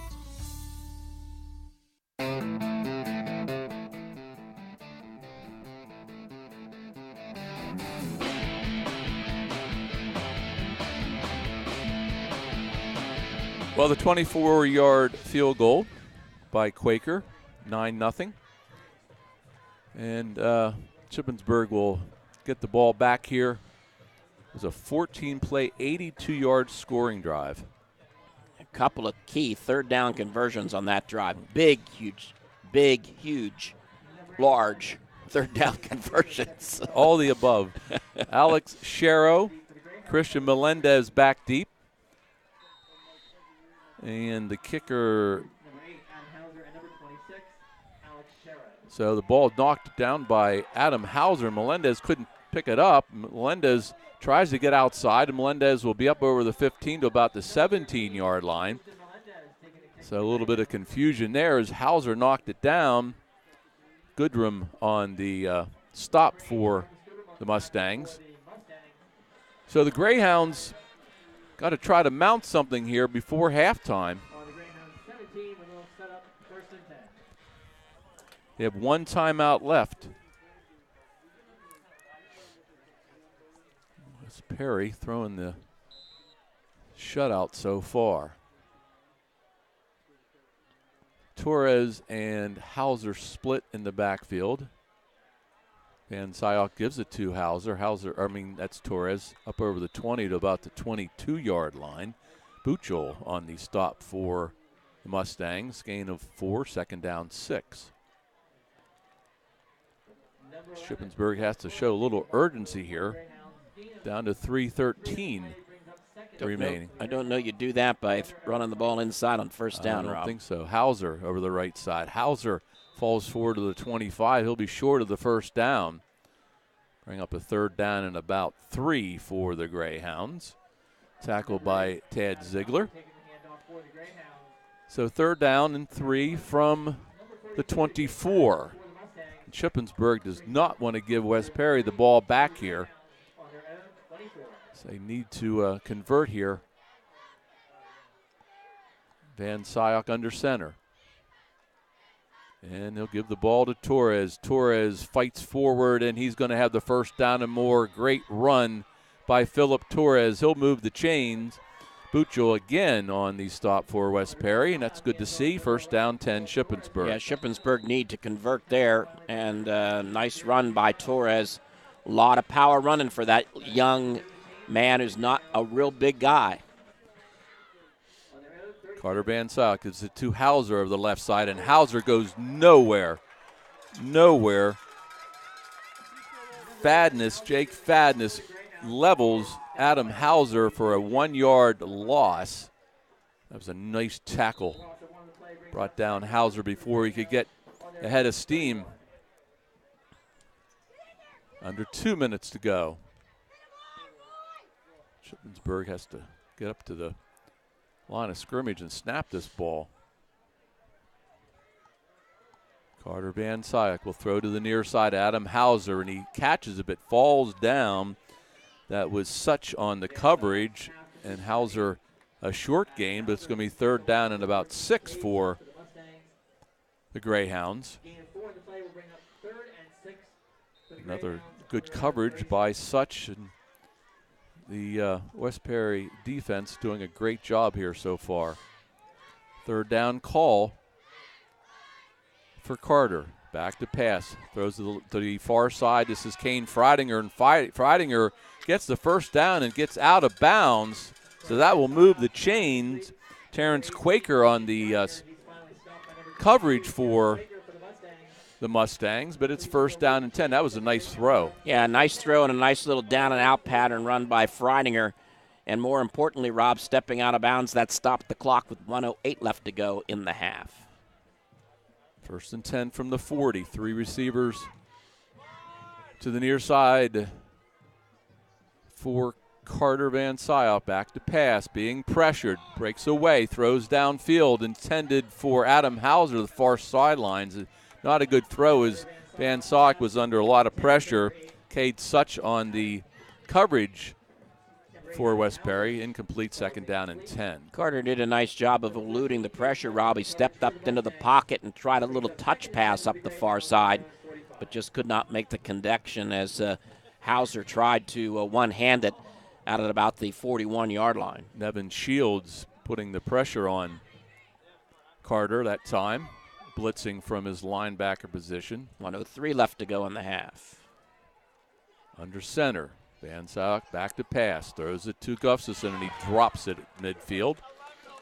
It'll be third down and 10. Well, there's the definition of wanting to run with the football before you have it in your hands, and he just simply turned away from the catch and did not hang on. A minute, exactly. Third down and 10. And the Achilles here for Shippensburg in the first half, being unable to convert on 3rd and long.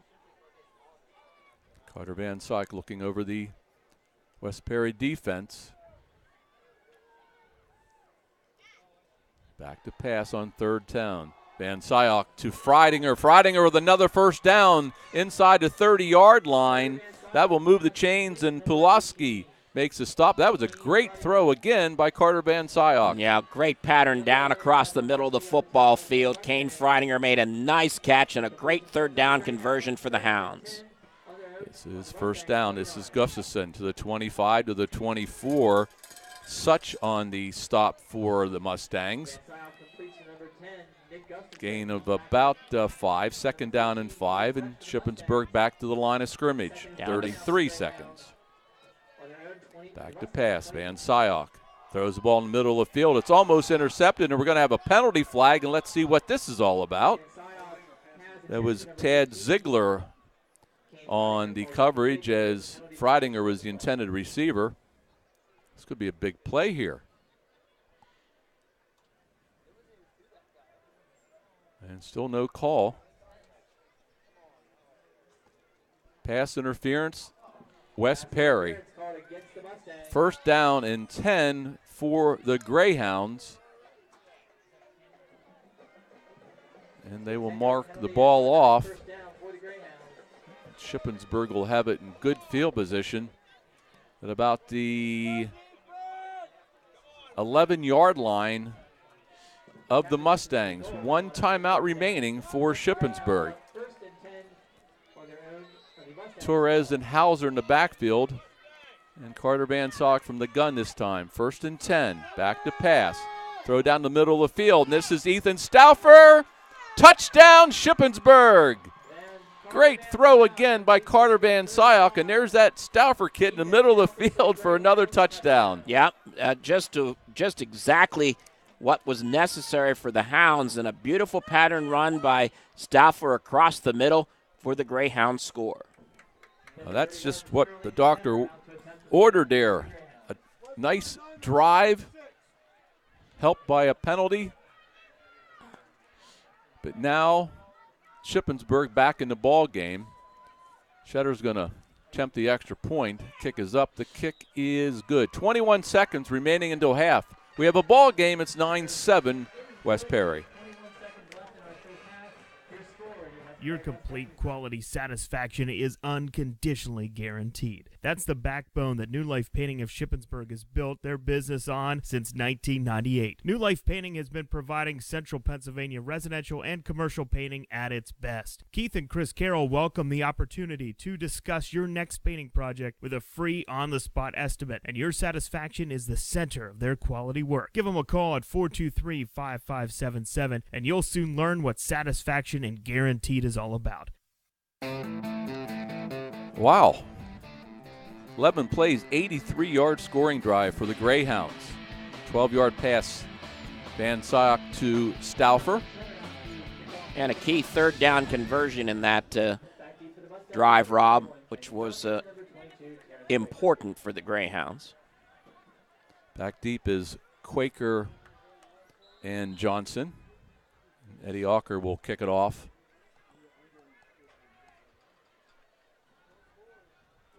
I'm sorry, that's Shetter. Short kick. And it is going to be Johnson. He bobbles the ball and picks it up. And Johnson runs forward to about the 30-yard line. Nice tackle by Shetter, the kicker. So West Perry will have the ball at the 30-yard line in 15 seconds. I would imagine they would just take a knee, but let's see. Boy, a little bit of a sigh of relief, partner, getting that touchdown before the half. Yeah, very much. That was an important drive by the Greyhounds that put them right back into this football game. Nice to see an 83-yard scoring drive off of this offense. Boy, yeah, that doesn't happen very often. It hasn't happened very often lately, at least. Salinetro under center, and he's going to take a knee. So we are at halftime from West Perry High School. It is 9-7 Mustangs. We'll be back. You have auto insurance because, let's face it, stuff happens. And then you feel punished with a rate hike after filing a claim? Erie Rate Lock changes all that. With Rate Lock from Erie Insurance, your low rate stays great until you change cars, drivers, or your address. Your Erie agent in Shippensburg is Carl Kramer Insurance. Get a quote at 717-530-8600. Rate Lock does not guarantee continued insurance coverage. Insured must meet necessary underwriting guidelines. Premium may change if you make policy changes. Not all products are offered in all states. Patent pending. Advantage ChemDry understands that your pets are an important part of your family, but what happens when they cause messes? We have a revolutionary pet urine removal treatment that's specially formulated to eliminate urine odors. We offer full evaluations, including treating your subfloor, carpet, padding, and new flooring replacement. Stop being embarrassed by your pet's accidents and call me, Ashley, at 717-532-8676 or visit us online at AdvantageChemDry.com. Get $20 off your pet urine removal treatment.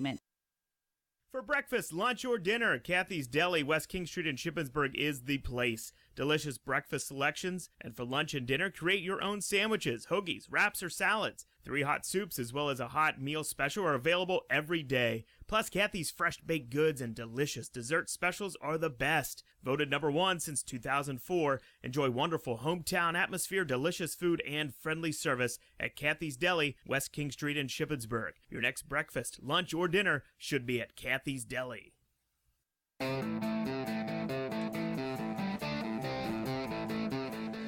Halftime at West Perry High School, where the Mustangs lead the Greyhounds by a score of 9-7. Hounds scoring in the final minute of this first half to put their first score on the board here tonight, but had to be a frustrating first half for the Greyhounds. Sure was, and we'll recap the scoring. Kenyon Johnson, a nice-looking sophomore running back for West Perry, scored on a 29-yard run. The kick was blocked. That was a 4-play, 65-yard scoring drive at the 11:07 mark of the first half, a 53-second scoring drive. And that was the only score in the first quarter. West Perry made it 9-0 on a Quaker 24-yard field goal at 3:39 mark. That was a 14-play, 82-yard scoring drive. And then the great drive by Shippensburg at the end of the half, an 83-yarder. 11 plays, and Stauffer with the touchdown reception for Carter Van Syok. So it's 9-7, and it's really good to see Shippensburg doing that. As you mentioned, Scott, they finally put together a long scoring drive. They did the first quarter last week against Northern, but that was it. But boy, down 9-0 to come back and make that long scoring drive to get back in the game is really big. Yeah, and one of the frustrating parts for them in the first half, Rob, had to be the fact that they were not able to convert on some key third and long possessions, but on that scoring drive they did convert on a 3rd down and 9, which enabled them to continue the drive, and then the nice catch across the middle. Stauffer. By Stauffer, thank you, who he's done that so well all season long for the Greyhounds. He just seems to come out of nowhere to make those catches over the middle. Yeah, you kind of wonder why they don't use that play more.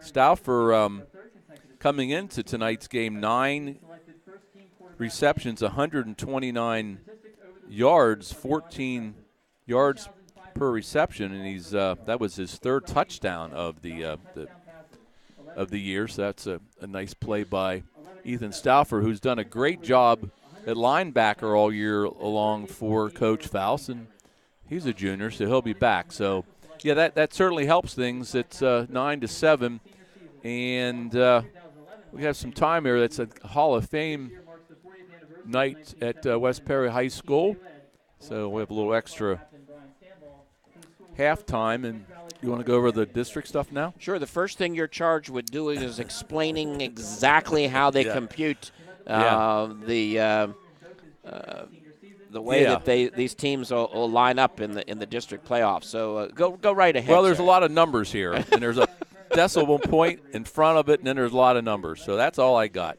Well, no, as we've talked about, there is a ranking, and it's a rating, I should say, and based on your schedule, and you get extra points for the beating a team above your classification, as Shippensburg did with Mifflin County and Chambersburg, and then you get penalized if you lose to a team below you. So then they throw all that in the computer and they spit it out, and right now the top 8 coming into tonight is Berks Catholic, Bishop McDevitt, Northern Lebanon, Lampeter-Stroudsburg, Shippensburg, East Pennsboro, Susquehannock, and Gettysburg. As it stays here, Shippensburg would, if they win tonight and then beat Big Spring and stay at number 5, we would travel to Lampeter-Stroudsburg in 2 weeks for the first round of the playoffs. I'm impressed. That was a great explanation. Was it? Yeah.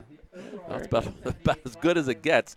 And I had some extra time this afternoon, and Shippensburg, a big win because they just need to win this ball game, but they're not going to get any help, I don't think, from any of the other teams, because it seems like everybody else in the top 8 are playing somebody that's not very good.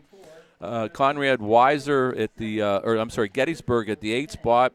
They're playing York Suburban, who's 1-7.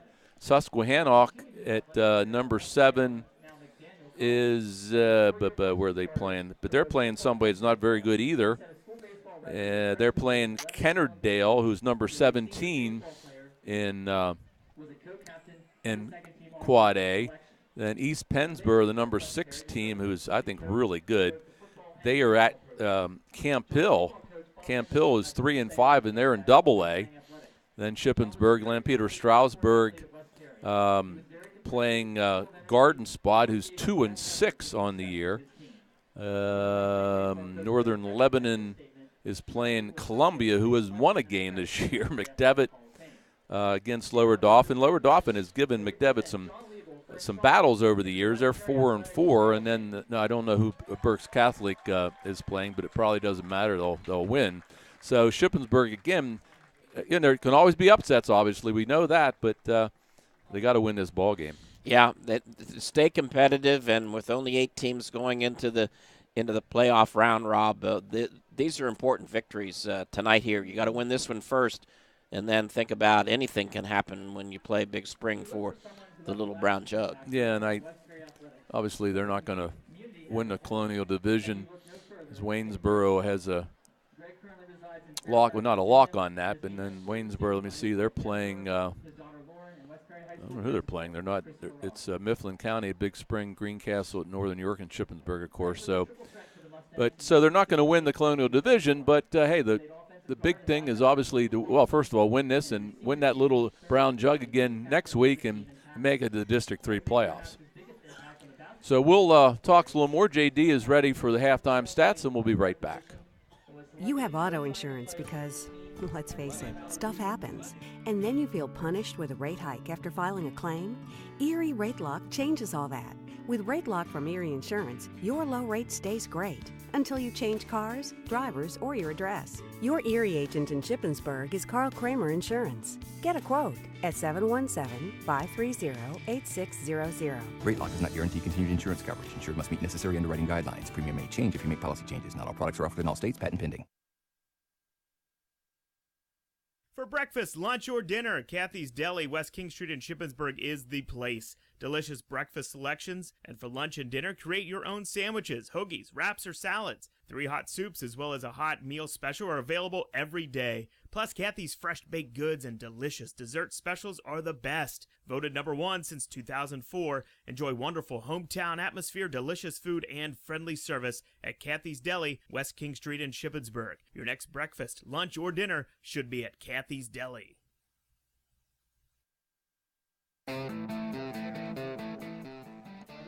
Halftime here on SE Sportsnet. Shippensburg trailing by 2 points. Joined by J.D. Davidson.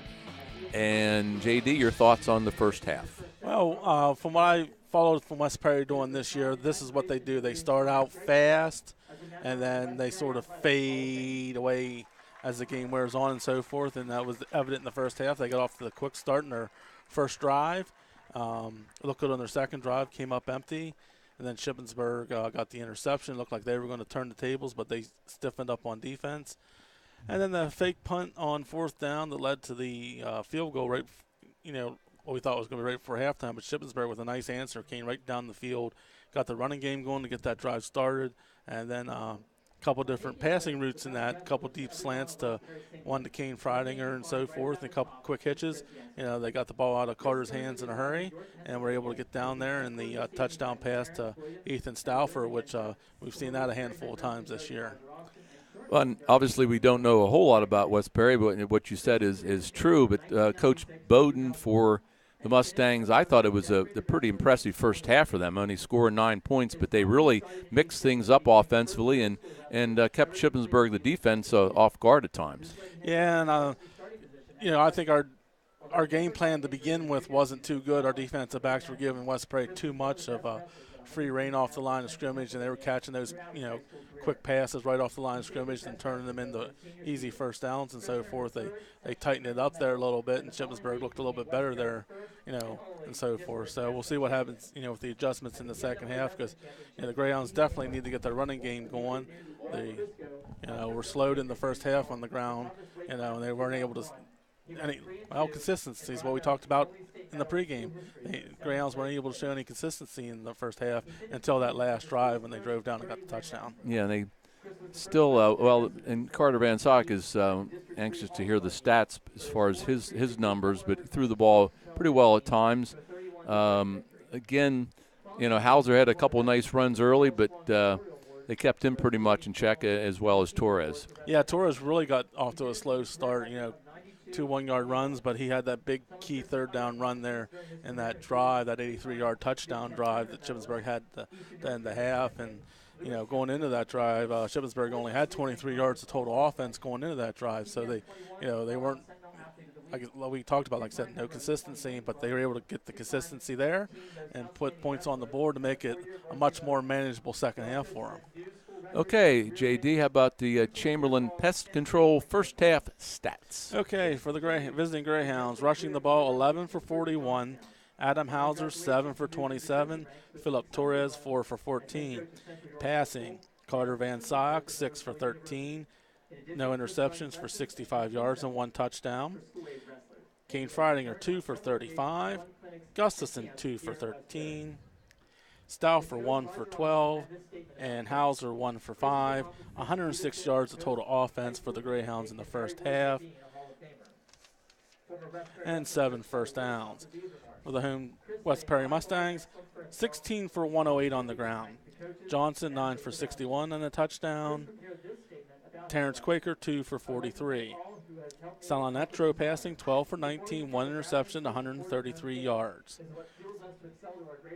Quaker 4 catches for 48 yards. Jake Quaker 2 for 20. Kate Such 2 for 25. Nevin Shields 1 for 3. Adam Toman 1 for 11. And Johnson 2 for 26. 241 yards of total offense, but 10 first downs for West Perry. On the defensive side of the football for the Greyhounds, not good when Max Kalb with 4 tackles and Austin Kozier with 4 tackles are your leading tacklers or defensive backs, but Stauffer also with 4. Hauser with 3. Colby Tracy with 3. Christian Bortz with 3. So not good when your defensive backs and safeties are on the top, but West Prairie likes to throw the ball a lot, so they rallied and did a good job once they caught the ball of stopping West Prairie's yards after the catch. But well, Shippensburg gets the ball to start the third quarter, and obviously very important for them to get a good drive going and keep that momentum going from the end of the first half. Yeah, we need a good return on the kickoff to start the second half. Shippensburg sort of botched that kickoff right before the start of that drive and only got a 5-yard return out of it. Sharrow had a good return on the first one and so forth. A few changes that Greyhounds made on that. They put Hauser in as an up man, and Torres has been there for a while here last couple of weeks, so they were looking to maybe surprise West Prairie and maybe break one. But we need a decent return to start the second half, give us good field position, and that way we can either we can dictate what we want to do, whether we want to come out and pass on the first down or run on first down, and hopefully mix it up a lot better here in the second half. We didn't have the field position in the first half really to do that, but we're down to the 9-yard line there right before half, and West Prairie's defense said, we're not going to give one up now, but they did give up one late. Thank you, JD, as always. And again, the first half stats brought to you by Chamberlain's Pest Control. Scott and I'll be right back. You have auto insurance because, let's face it, stuff happens. And then you feel punished with a rate hike after filing a claim? Erie Rate Lock changes all that. With Rate Lock from Erie Insurance, your low rate stays great until you change cars, drivers, or your address. Your Erie agent in Shippensburg is Carl Kramer Insurance. Get a quote at 717-530-8600. Rate Lock does not guarantee continued insurance coverage. Insured must meet necessary underwriting guidelines. Premium may change if you make policy changes. Not all products are offered in all states. Patent pending. Your complete quality satisfaction is unconditionally guaranteed. That's the backbone that New Life Painting of Shippensburg has built their business on since 1998. New Life Painting has been providing Central Pennsylvania residential and commercial painting at its best. Keith and Chris Carroll welcome the opportunity to discuss your next painting project with a free on-the-spot estimate, and your satisfaction is the center of their quality work. Give them a call at 423-5577, and you'll soon learn what satisfaction and guaranteed is all about. So we are at halftime at West Prairie High School, and the Mustangs lead the Greyhounds by a score of 9-7. Crisp evening, no wind. Nice crowd on hand for this Hall of Fame night at West Prairie. And a couple minutes left here during our halftime show. Yeah, really not too bad. It was really chilly last night, but this isn't good football weather for the end of October. Yeah, surprisingly so. We've been up here in a whole lot colder time. Yeah, can't remember what year that was, but it was brutal up here one year. I mean, I don't know how cold it was, but it was cold. So let's take a look at that Dandy Dozen. Dandy Dozen. It's always fun to check out the Patriot News take of the top 12 teams in the Mid-Penn, and the 12 teams are exactly the same from last week. So we'll start off with Bishop McDevitt, number 12, and they're ranked number 2 in Quad A. Remember, obviously, last year with the big game that Shippensburg had in the semifinals to beat McDevitt. So they're number 12. Central Dauphin is 11. They beat Chambersburg 44-7 last week. Manheim Township, big win against Wilson. They snapped a win streak against Wilson. He went 38-14, so they're number 10. Governor Mifflin is number 9. Number 8, Cocalico. Number 7, the Middletown Blue Raiders. They beat Boiling Springs by 50 points, and defending state champions, undefeated. Number 6, CD East at 6-2. They play Cumberland Valley tonight. Number 5 is State College. They battled with Harrisburg 21-21 in the third quarter, but then the Cougars are just pounding everyone, 151-28. But State College remains number 5. Cumberland Valley at number 4. Manheim Central at number 3. Berks Catholic at number 2. They're 8-0. And then the man among boys team in the Harrisburg Cougars, and they are just beating everybody. They play my poor alma mater Carlisle Thundering Herd tonight, so that's probably not going to be pretty. So after beating State College bad, they're 8-0, and without a doubt, a very tough team in the 5A team for in the PIAA. Yeah, actually, they are ranked number 1 in the 5A across the state. Yeah, so. as well they should be. I mean, I don't know anything about the teams out of the district, but they just have so much talent. It's that Parsons kid who was recruited by the Nittany Lions as a running back or as a linebacker, but we saw him in the game we did a few years ago when he was still with Central Dauphin and how he ran the ball in the short yardage in that, was it 7 overtimes or whatever it was, but now he's still wreaking havoc on the defensive side of the ball, but he's also running the ball, and I think he ran for 224 yards last week or something stupid, and he's a big kid, and of course he decommitted from Penn State, but they still are in the hunt as far as maybe getting him, landing him. We'll wait and see, but he is just a beast on both sides of the ball. Well, when you look at the other teams that are ranked across the state, there's Archbishop Wood, who's always there as well, and Penn Trafford, who's always there. Manheim Central always find themselves up there in Gateway, and when you can find yourself number 1 in the state in that 5A class, not bad at all. We look around at the other classes, Rob, and across the state rankings, Middletown finds themselves sitting number 4 in the state, which is pretty sweet. And Steel High finds themselves number 2 in single A, so pretty sweet as well. Yeah. Both teams back out on the field doing their warm-ups here to start the second half. As you mentioned, Shippensburg's going to get the ball to start this one off here in the third quarter. 9-7, third quarter action coming your way on SE Sportsnet.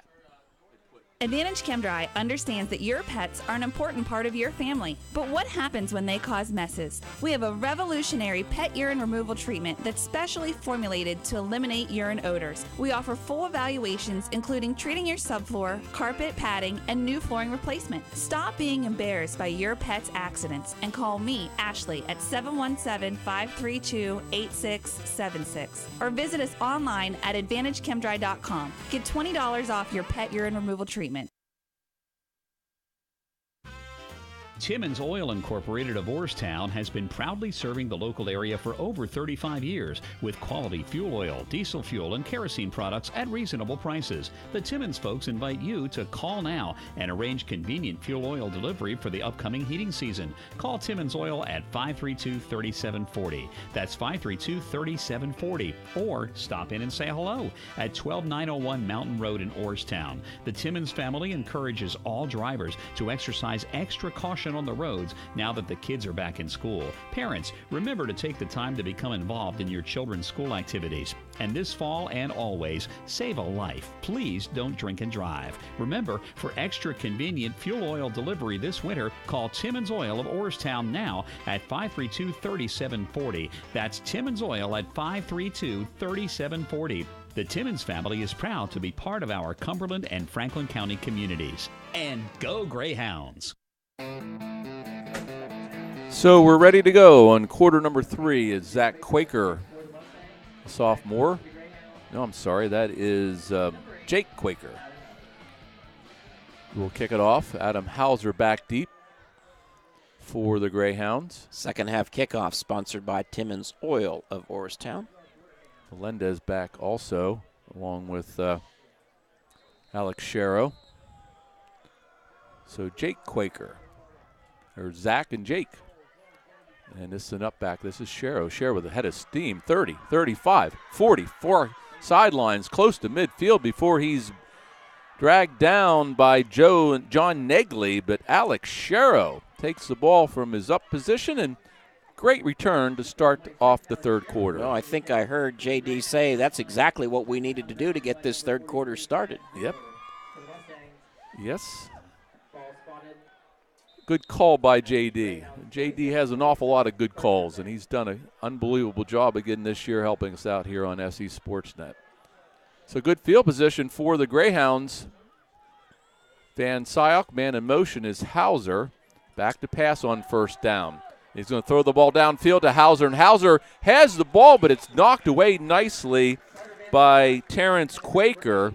So he had to come back a little bit to get the ball, but Quaker, good position and incomplete pass. Looking for a penalty marker on that, Rob, but none came out of the pocket. Good coverage by Quaker. 2nd and 10, Shippensburg.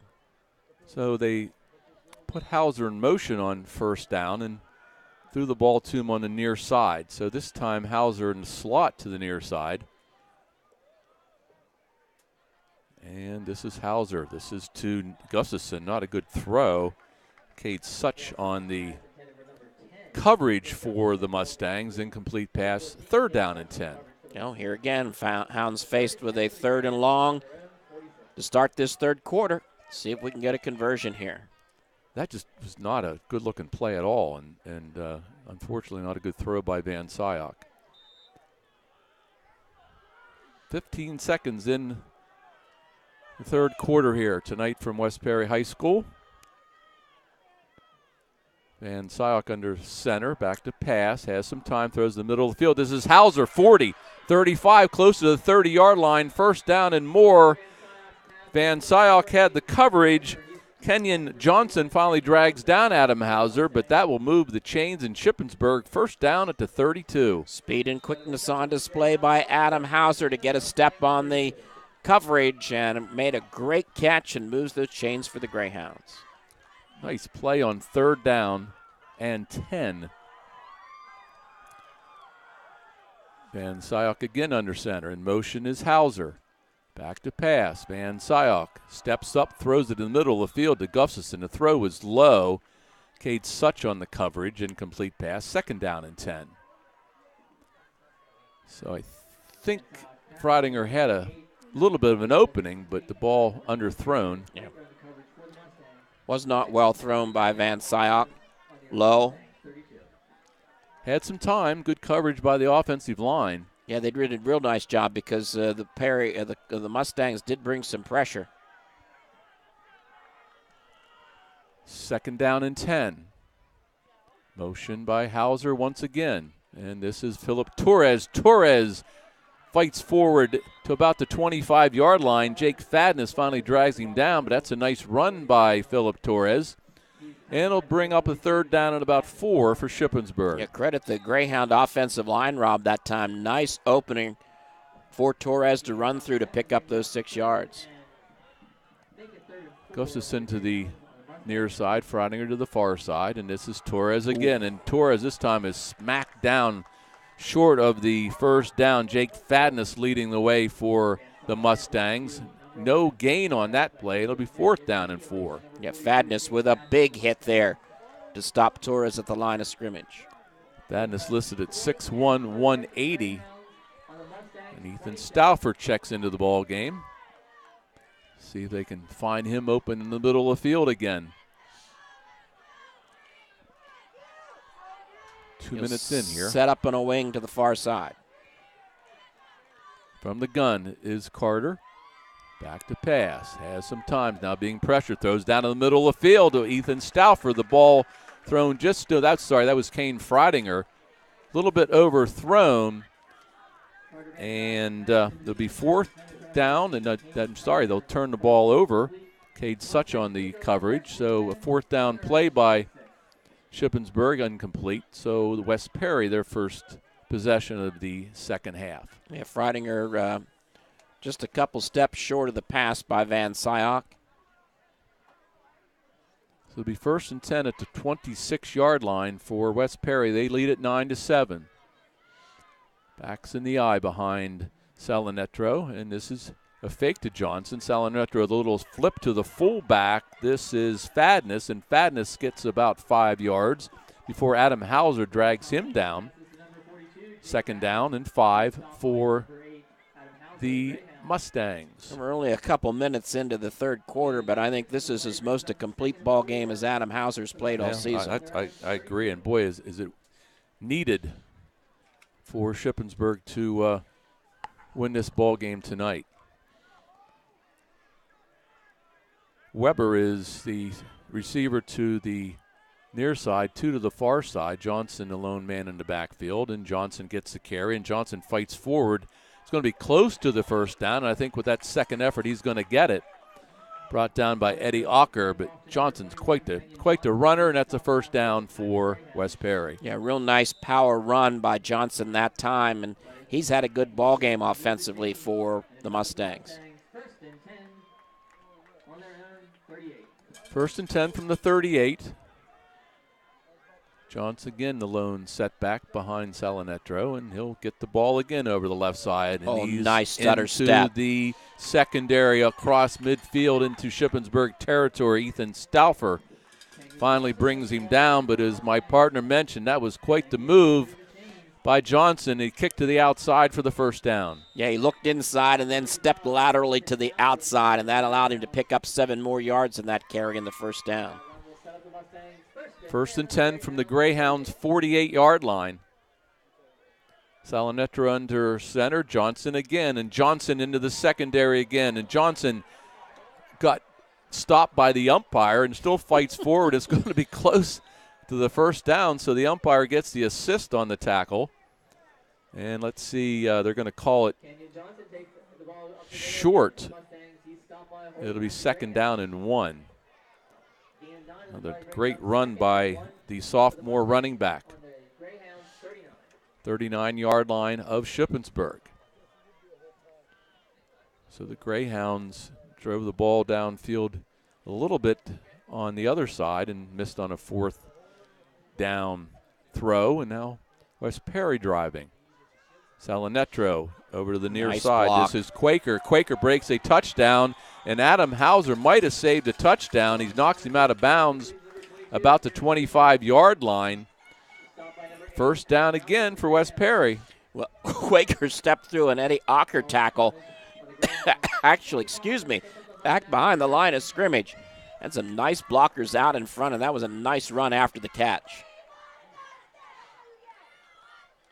First and 10 from the Greyhound 25, and this is Johnson, and the ball is on the turf, and I believe Salinetro falls on it.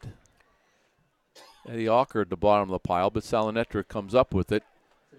So a loss of about 3. It'll be second down and 13. That was just ugly. The poor exchange between Salinetro from the center, and they were lucky to hang on to possession.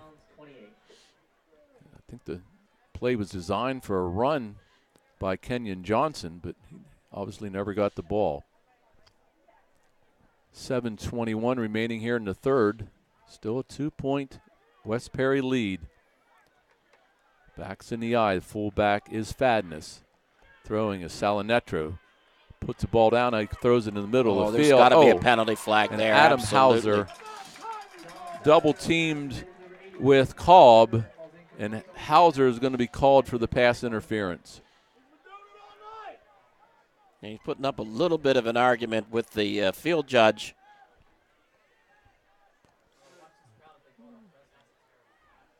So it's going to be pass interference against Adam Hauser. It's going to give him a first down. That was about as obvious as you could see. Double coverage. It'll be first down and 10 for the Mustangs inside the Shippensburg 20-yard, 15-yard line. Under center is the senior quarterback, Dom Salinetro, gives it to Johnson, and Johnson fights forward. It's about the 10-yard line. Ethan Stauffer on the stop. Gain of 5, second down and 5 for the Mustangs. I'm impressed with these running backs for West Perry too, Rob. They get a head of steam going, and the offensive line does a great job of pushing Shippensburg right off the football. Second and 5 for the Mustangs. Salinetro, Johnson. Johnson fights forward for a yard or two. Good pursuit inside by Shippensburg. Looks like Eddie Ocker making the stop for the Greyhounds. Couple yard gain, third down and 3. Nice drive by West Perry here, Rob. They've run the ball well on the ground. And the Pass interference penalty by Hauser did not help, obviously. Salinetro fakes it to Johnson, throws in the middle field, and it is intercepted. I believe that's Kane Freidinger. It is intercepted. Not a good pass by Salinetro, and a big turnover for the Greyhounds. Well, everything was moving to the far side of the football field, and Salinetro turned and fired back across the grain, and Kane Freidinger stepped up in front of the intended receiver to pick that one off. Wow. Great coverage by Freidinger. And it just going to look like West Perry was going to increase their lead. The big turnover for the Greyhounds. Carter Van Syok on first down. Gives it to Hauser over the right side. Adam Hauser fights forward for maybe 5 yards. Let's see where they mark the ball. Quaker on the stop. They're only going to give him 2. I apologize. It'll be second down and 8. Yeah, I thought he had a couple of nice blockers out in front of him, but Quaker got inside and was able to make the tackle after just a 2-yard gain. Gustafson is to the near side. Kozer on the offense this play, and Hauser again. Hauser puts his head down and falls forward about the 25-yard line. John Negley on the stop. Bring up a third down and about 7 for Shippensburg. I think this is a key third down conversion late in this third quarter for Shippensburg. They need to hang on to the possession of the football here. Trailing by 2. 5 minutes left to go in the quarter. Call it 3rd and 6 at the 24-yard line.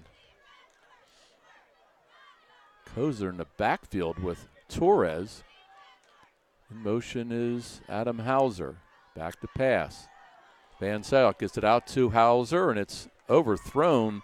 Nice coverage by Terrence Quaker, so Shippensburg will have to punt it away.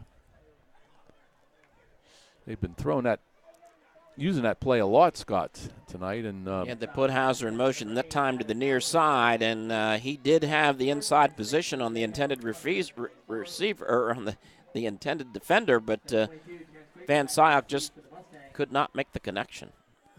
So Terrence Quaker standing his own 45-yard line. Ocker kick, a nice kick, high bounce, and it'll be down to about the 41-yard line. So good field position for the Mustangs. Well, right now here in the third quarter, the field position game going to West Perry as they're going to start this drive at their 41-yard line. Boy, this third quarter is flying by, 4:29 remaining. So Shippensburg again, trailing by 2, has to come up with a good defensive stand. Who makes the first big mistake in the second half? Salinetro looking over to the sideline for a play, and under center now on first down, and he's going to throw to the far side. The ball, I think, was tipped by Welts. So that'll be an incomplete pass, second down and 10. Yeah, he threw behind the intended receiver, Preston Weber. Weber was turned to the inside, and the pass was thrown to the outside, so it was incomplete. The clock stopped. Second and 10 at the 41. Salinetro goes to the sideline and gets a call from the coaching staff. Breaks the huddle. 2 receivers to the near side, and Jake Quaker to the far side. Back to pass is Salinetro. Looking to set up the screen, and it's overthrown, intended for Terrence Quaker. Adam Hauser over in the vicinity, along with Cole Fry. And a third down and 10 for West Perry. Actually, Rob Cole Fry was putting the pressure on Salinetro as he threw back across the pressure on the screen pass, and really, I think, rushed him to get rid of that football. The first time that Salinetro is not really thrown with much accuracy, it was overthrown. Big third down. And a whistle, timeout, Mustangs. We'll be right back.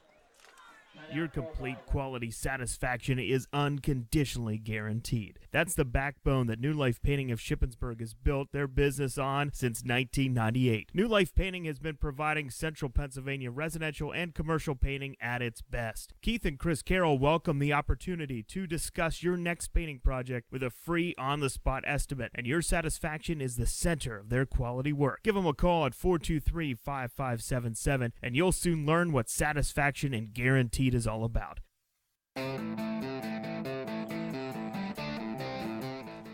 First time out, 3rd down and 10. Back to pass, Salinetro has some time, throws downfield. This is intended for Shields, and Shields has it. Shields first down around the 10-yard line as he beat Christian Bortz, and that was a great throw by Salinetro, and Shields with a nice catch. Shields had 4 steps on Christian Bortz, and it was a well-thrown pass. You couldn't lay it out there any nicer if you'd have handed in the football. Great 3rd down call.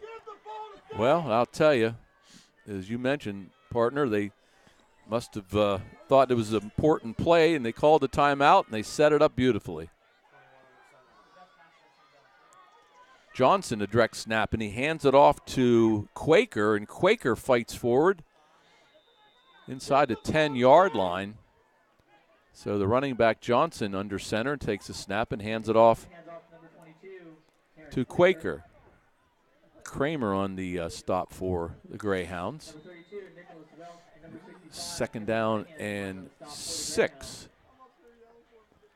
for the Mustangs. 2nd down and goal, I should say. Last time they were down in this end of the field, Salinetro tossed an interception, and we got a penalty marker, and I think this is going to go against the Hounds, Rob. Johnson, again, the running back under center, and caused the Greyhound defense to move, so an a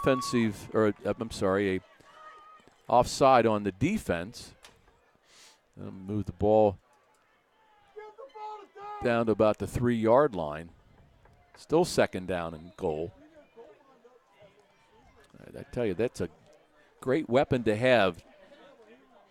Kenyon Johnson, he can run the ball very well, and he's been under center a couple times. And 3 opportunities from 3 yards out.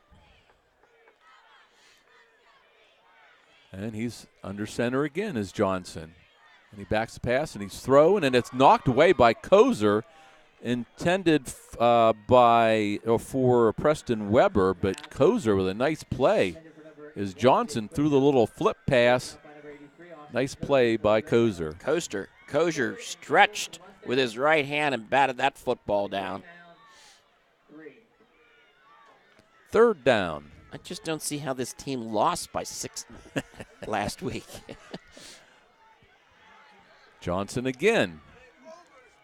Johnson will hand it off into the end zone, I believe. Nope, it's going to be down shy of the goal line. Sure, Rob. That's Terrence Quaker. Boy, they're saying short of the goal line, right at the goal line. He looked, from up here, he looked like he made it in, but. Check that pylon camera, would you? 4th down and goal to goal.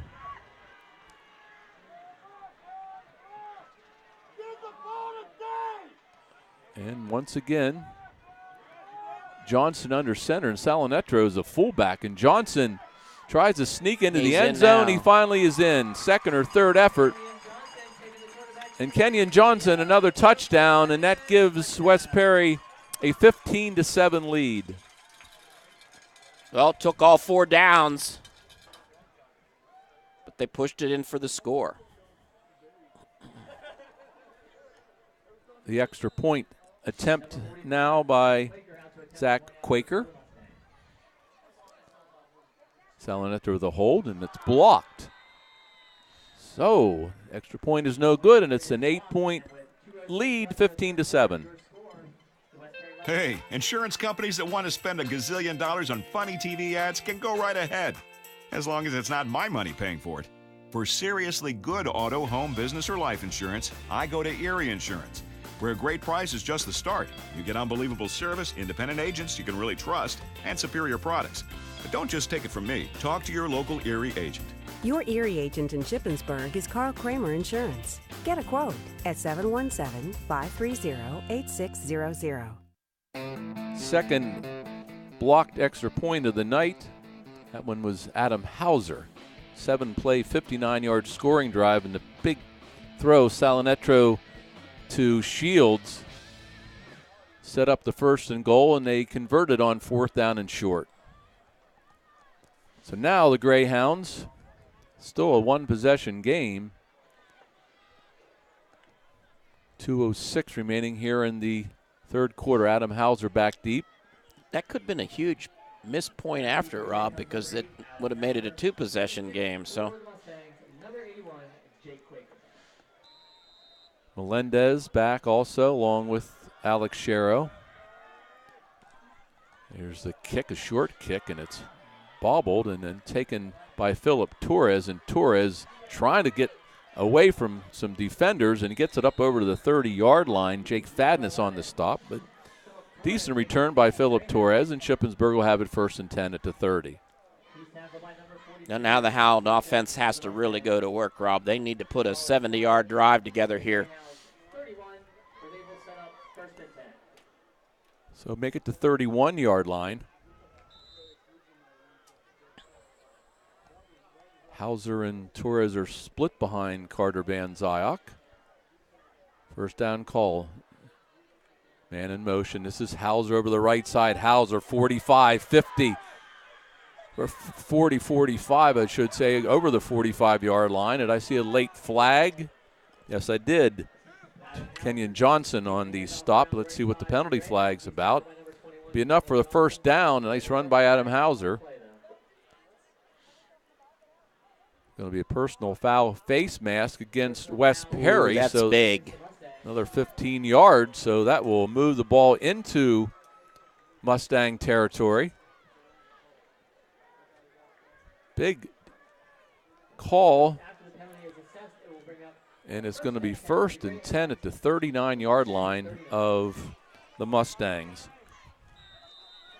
Minute 51 remaining here in the third quarter. Good field position for the Greyhounds.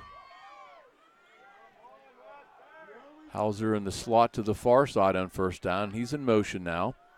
Van Zyok back to pass. Throws the ball downfield, and it's out of bounds. Incomplete pass and pressure by the defensive line for West Perry. Preston Weber on the coverage. Kane Freidinger, he had no chance of catching that ball. It was thrown out of bounds, but again, Van Zyok under a lot of pressure. Yeah, a lot of pressure. Had to throw early. 1:32 remaining. Second down and 10. Perry's thrown just a little bit of everything at Shippensburg here tonight on both sides of the ball.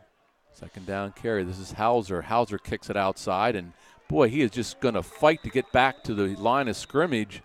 Maybe 1 yard gain. It's going to be third down and long again for the Greyhounds. Nevin Shields with a nice tackle.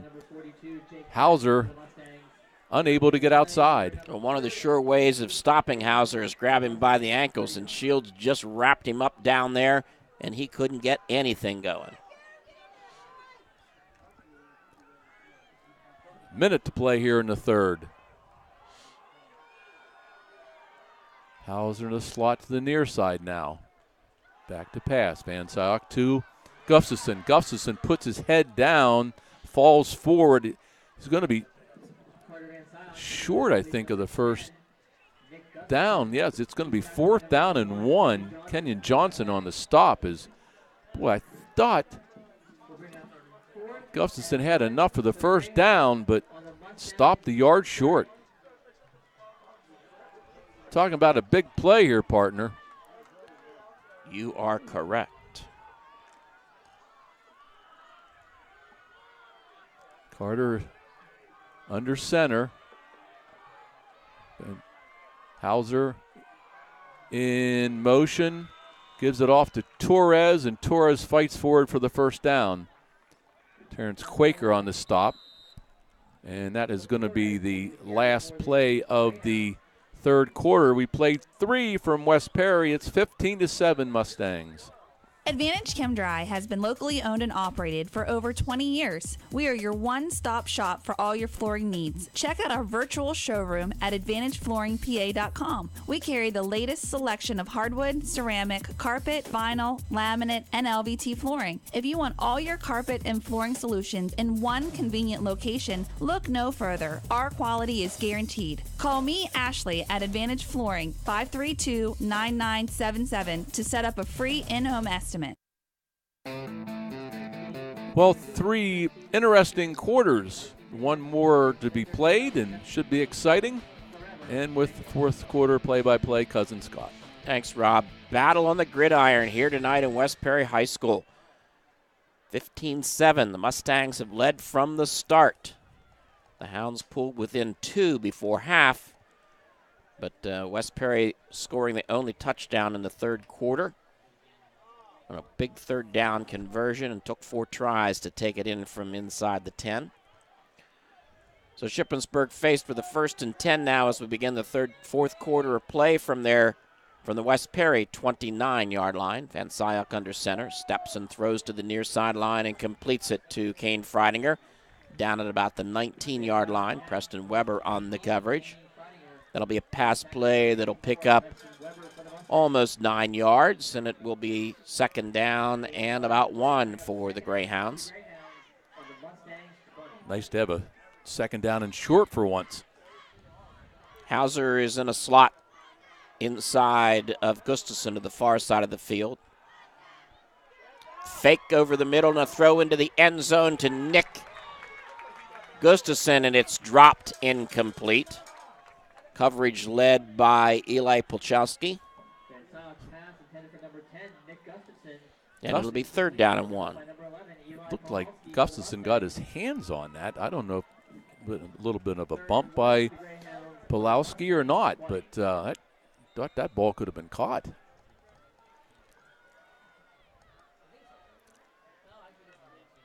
Good call, though, on 2nd and short. I like the play calling. Running room to the far side as they break the huddle. Hauser and Torres in the backfield under center.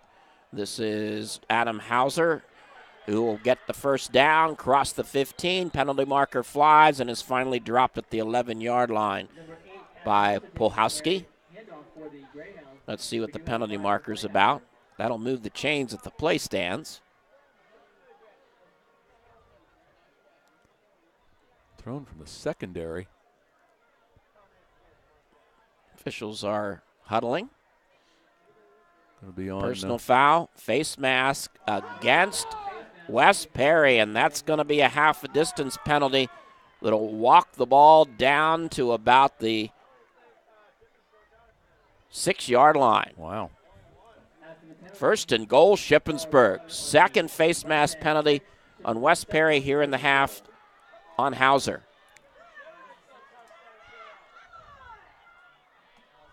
This is an inside handoff to Hauser, who gets maybe back to the line of scrimmage and is stopped by Quentin Schlossman.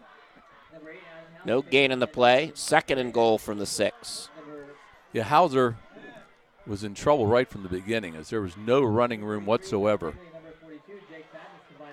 Torres checks out of the backfield for Shippensburg. And they've got 3 men in the backfield. And Carter Van Syok goes this direct snap to Hauser. They throw over the middle, and it's intercepted. Intercepted in the end zone. Back out across the 5. Ball's on the ground, but I believe the West Perry Mustangs have recovered. That was intercepted by John Negley in the end zone. The snap went to Adam Hauser as Carter Van Syok winged out to the far side of the formation. They threw back across the middle. Quaker was the one who actually intercepted that ball. And I don't know why he didn't take a knee into the end zone, but he brought it back out to the 5 and just about fumbled it away. And the Greyhound drive is stopped on the INT. By Adam Hauser. Takes a direct snap, Van Syok in motion and out to the wide receiver position. That was an interesting call. 3 wide receiver set to the far side of the field. Handoff inside to Kenyon Johnson.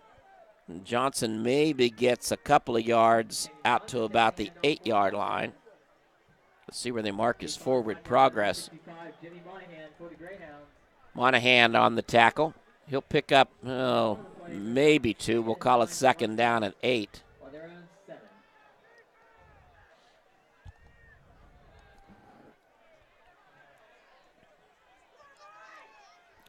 Salantro under center, steps and throws up the far sideline, completes the pass to Terrence Quaker. And Quaker cannot find any running room as he could not turn the corner up the far side. He is dropped shy of the 10-yard line by Austin Kozier for Shippensburg, so he'll pick up just a yard, and we'll call it third down and 7. Yeah, that was a nice play by Kozier, as he's had a good game. Nice tackle, wouldn't allow the receiver to get any extra yards. Running room to the near side. That's where Jake Quaker sets up. Single set in the backfield. Salamentro pumps once, throws long down the field, looking for Jake Quaker, but overthrows him out at about the 35-yard line. Maxwell Cobb step by step on the coverage. And the Perry Mustangs will have to punt it away. Yeah, Cobb is only 5'8", and that the wide receiver was like 6'2", and that was good coverage by Cobb. Last time West Perry thought they were going to punt, Quaker ran for a first down from about 2 yards deep in the end zone. Nice snap, no pressure. Quaker gets a nice punt away, driving Hauser back across midfield, looking for running room, still looking for running room, and he's going to be dropped on great coverage back at the 45-yard line of Shippensburg. Terrence Quaker would not let Adam Hauser get away. And Shippensburg has the football, 1st and 10 at their own 40-yard line. Well, I think Hauser tried to do too much there, Scott, as if he would have just maybe just fallen down, not thinking that he was going to be able to get any yards. He ended up losing a couple because he just kept trying, which is a great thing, but, man, lost some yardage.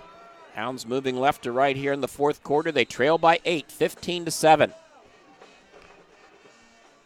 Van Syok under center with a takeaway. 2-step drop, throws over to the far side, in and out of the hands of Nick Gustafson, who was all by himself at the 45-yard line. And here, second time tonight, Nick wanted to run before he caught the football.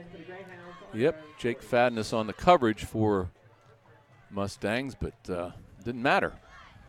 2nd and 10 for Shippensburg. Running room to the far side, and that's where Gustafson deploys. Freidinger to the near. Hauser will wing to the near side. He goes in motion to the far side of the formation. The takeaway by Van Syok. Steps and throws up the near side, and a great turnaround catch. No, he said he's out of bounds. Kane Freidinger made a great turnaround catch, and he was ruled out of bounds in the play. Boy, that was a tough call. Great catch. But no replay. Eli Pulaski on the coverage for West Perry. 3rd and 10, Shippensburg at their 40. 9:19 left to go in the game, and the Hounds trail by 8. It's a big third down play. How many times have we said that tonight? Hauser again goes in motion to the far side of the formation. Van Syok wants to throw to Hauser, leads him and just misses him at the 45-yard line. And it's 4th down. Well, just a couple of steps more by Adam Hauser, and he'd have had some running room up the far side of the field, partner. Van Syok had time. Yeah, he didn't have to rush that throw at all. No, and I think he did a little bit. So, Eddie Ockers in to punt. Terrence Quaker stands at his 45-yard line. High snap. Ocker pulls it down, and he gets it away. Going to be a short kick. It's going to take a Shippensburg bounce and is touched by a Greyhound at the 30-yard line. Boy, he just got that away. Nice composure, though, by Ockers. He brought down the high snap and got a decent kickoff. 9:06 left to go in the game. And West Perry has the football back at their 31-yard line. Shippensburg with decent field position at last possession and couldn't get anything out of it. Salaentro back into the huddle, has the play from his coach. Moving right to left, they have running room to the near side, and they set a slot to that side. By formation, Salaentro on a draw play to Johnson, and Johnson this time is dropped at the line of scrimmage by James Monahan. Also, Ethan Stauffer was there. No gain on the play, and a penalty marker, and this is against West Perry behind the line of scrimmage.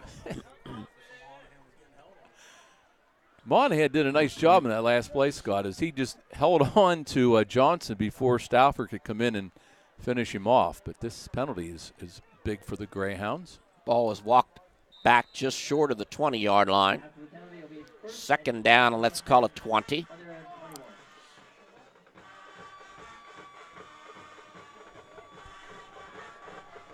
West Perry's had a number of inopportune penalties here in this second half, which kind of prevented them from getting any momentum going, and now West Perry is going to call a timeout. 8:35 left to go in the football game in regulation. It's West Perry 15, Shippensburg 7. For breakfast, lunch, or dinner, Kathy's Deli, West King Street in Shippensburg is the place. Delicious breakfast selections, and for lunch and dinner, create your own sandwiches, hoagies, wraps, or salads. 3 hot soups as well as a hot meal special are available every day. Plus, Kathy's fresh baked goods and delicious dessert specials are the best. Voted #1 since 2004. Enjoy wonderful hometown atmosphere, delicious food, and friendly service at Kathy's Deli, West King Street in Shippensburg. Your next breakfast, lunch, or dinner should be at Kathy's Deli. West Perry taking their second time out of the half. 1st and 20 at their own 21-yard line after the holding call against them. JD just mentioned something at the break, Scott, is Shippensburg has to do a good job this time at getting a 3 and out because they've had them back a couple times this game and they haven't been able to hold them. High formation behind Salaentro, fakes the handoff, rolls to the far sideline, looking, lets it go up the far sideline, and there's nobody in vicinity of the pass, which bounces off the down marker up the far sideline at about the 41-yard line. I'm not sure who he was throwing that ball to. He may have been throwing it to Johnson, but Johnson was 10 yards deeper on the pattern. Zach Hutchinson got into the backfield and chased the quarterback around a little bit, and I think that helped them to hurry that throw. So it's 2nd down and 10. This time 3 wide receivers to the running side and the near side of the field. 4 wide receivers set with a lone setback. Salaentro trips coming out with the football. Scrambling in the backfield, and is he going to get away from the pressure? No, he goes down back at the 14-yard line. Great job by Shippensburg's Eddie Ocker. As Salaentro that time, I think, was stepped on as he took the football away from the center.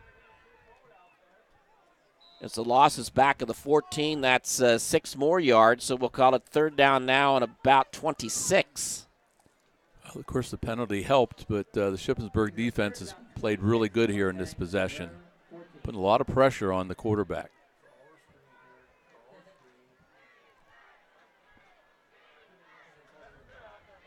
This time the slot comes to the near side. Salaentro on a draw play. This is Johnson. Johnson steps outside up to the 22-yard line, well short of 1st down yardage. Nice tackle by Adam Hauser for Shippensburg. And it's 4th down and a long way for the Mustangs. Yeah, Johnson started to break into the secondary a little bit, but just a nice ankle tackle by Adam Hauser. 4th down and about 18. Quaker into punt. Nice kick. Hauser waits. Hits across the 40, 35, and down at the 30-yard line.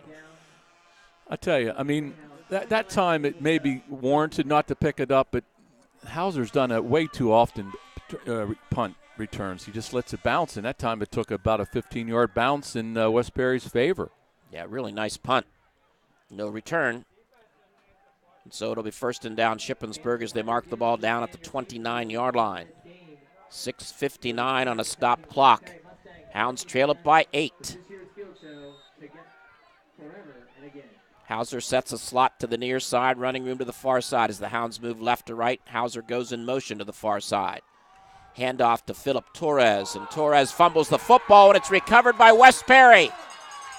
West Perry has the loose football off of the Philip Torres fumble. First and 10 for West Perry at the 29 of Shippensburg. Preston Weber on the recovery, and I didn't see who ripped that ball out of Torres' hands, but whoever did a nice job, and then the recovery, and boy, it's a big turnover. Shippensburg, I believe, with all 3 timeouts. Mm-hmm. West Perry with just 1 timeout. As we set it at 6:54 left to go in the game. 15-7 West Perry. West Perry has led this ball game from the opening drive. Entro under center. Hands the football off to Johnson. Tail back in the eye, and Johnson scoots off a right tackle and scoots across the 25 and down to the 23-yard line before Bortz makes the stop. That's a 6-yard carry, and it'll be second down and 4. Bortz with a nice open field tackle as Johnson had a little bit of running room to the right side.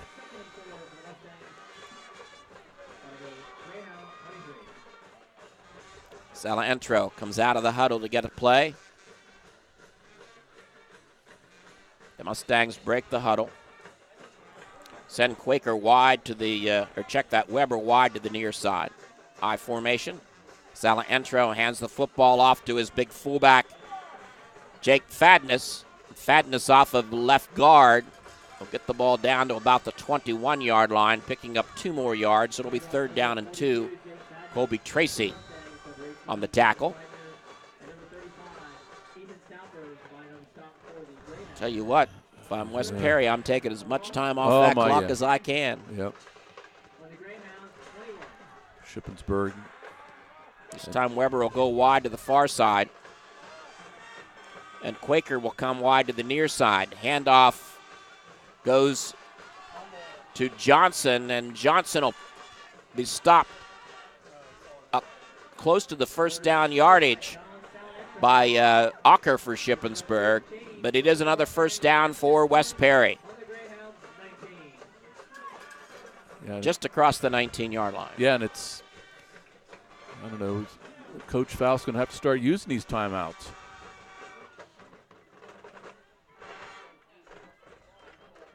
Boy, if they can hold them to a field goal, but man, oh man, that's still going to be 11 points with not much time left.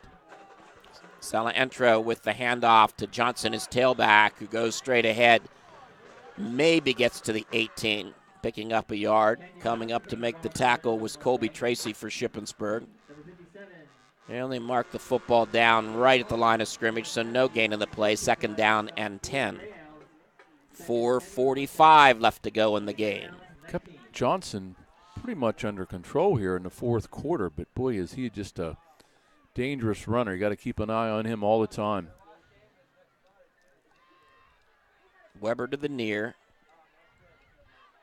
Quaker is in a wing to the far side. Now he'll come in motion to the near side, and this is Johnson again. Steps outside and is ankle tackled just to about the 11-yard line by Max Kolb for Shippensburg. And we got a penalty marker back at the line of scrimmage. And we've got a crackback block against the Mustangs. So that's going to negate that run. And 10 yards will be walked off. Back out to the, to the 37-yard line. I don't know what the difference in penalty yards is, but West Perry has a ton of penalty yards, and it's still leading the ball game. 4:21 left to go in the game. Second down and 15, 20, about 23 yards. Empty backfield with 4 wide receivers to the far side. Step and tosses to Johnson up the far side. Johnson looking for blockers, trying to get away from a block, and he can't. And he maybe gets the ball back to the line of scrimmage, but Austin Kozier had him by the ankle, and he wasn't going anywhere. That was a great play by Kozier. As Scott mentioned, all those receivers to the far side, and he just fought through all those blockers and made a nice tackle. No gain at all on the play. Greyhounds 31. 3rd down.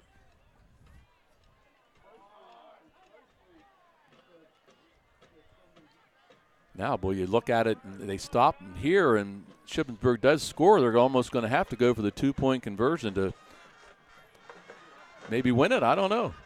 Quaker to the near side. The tie it. toss to Johnson, who's going to throw the football downfield, and it's intercepted by Adam Hauser. Adam Hauser jumping up in the air to pull down that pass, which was intended for Quaker at about the 15-yard line. Quaker And the made the Hounds stop. get another INT. The West Perry offense is stopped, and the Greyhound offense back out on the field. So let me do my addition again. They need a 2-point conversion to tie the game.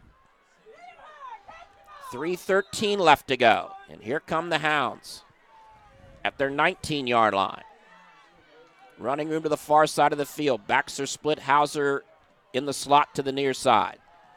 Carter Van Syok straight back to pass, looking downfield for Kane Freidinger at midfield, and it's overthrown by 3 or 4 steps and incomplete. Preston Weber on the coverage. He had Freidinger out there. If he'd have made the connection, that'd have been 6 points. Yeah, Freidinger had about a 10-yard head start on Weber, but Van Syok threw it about 5 yards over his head. Hope we have you on the edge of your seats. 3:07 left to go in the regulation. 15-7 Mustangs. Gustafson to the far side. Kane Freidinger to the near. Hauser again slotted to the near side as the backs are split. Van Syok from the gun. As West Perry shows a little bit of pressure.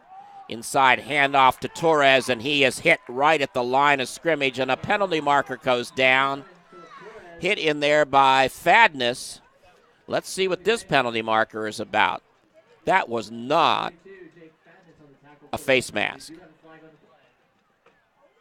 Oh, personal foul against West Perry. Huge call against West Perry.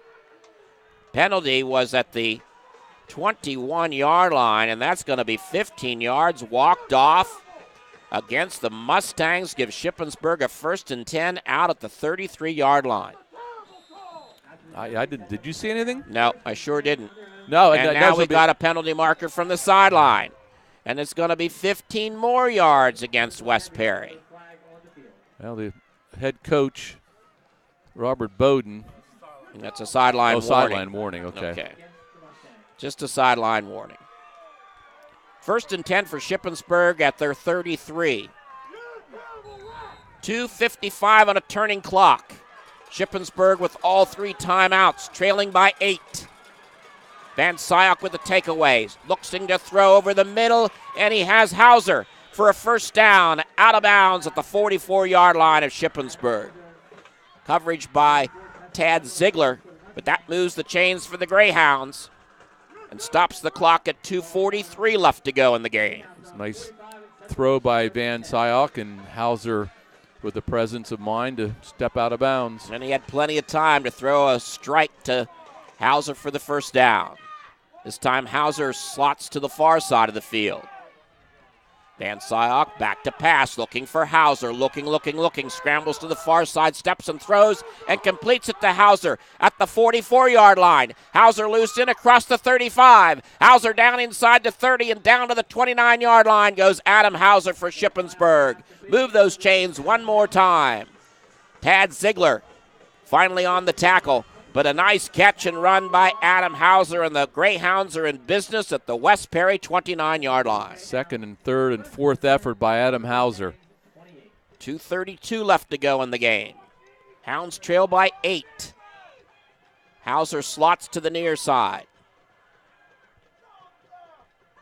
Carter Van Syok with a takeaway, rolls to the near sideline, looks back across the middle, looking into the end zone, and way overthrows Kane Freidinger. I think he was just throwing that one away. Yeah, and it'll be 2nd and 10. There was 3 defenders back there for West Perry. Good idea for Van Syke just to throw it. We got a whistle here and a stop clock for some reason. Looks like Fadness is limping off the field. Fadness has had a good ball game. Fullback, linebacker. This West Perry bunch has put their heart on this football field here tonight, Rob. Yeah, to give up 60 points last week at Mifflin County and come home and play a very good ball game. 2:14 on a clock stop. Hauser slotted to the near side. He goes in motion to the far side, which is the short side of the field.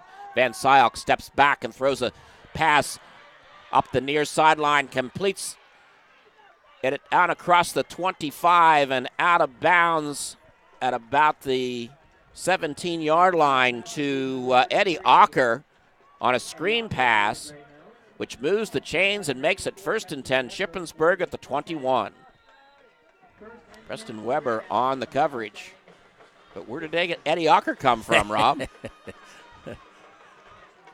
Ocker in the backfield along with Torres. Running room to the far side. The takeaway by Van Syok. He steps and throws and completes it to Nick Gustafson, who gets it by a defender at the 5-yard line and goes in for the touchdown. That's Kane Freidinger on the reception up the far side. Excuse me. And the Hounds put 6 on the board and trail by 2. That was such a great run after the catch by Freidinger, and he just got into the corner to the end zone.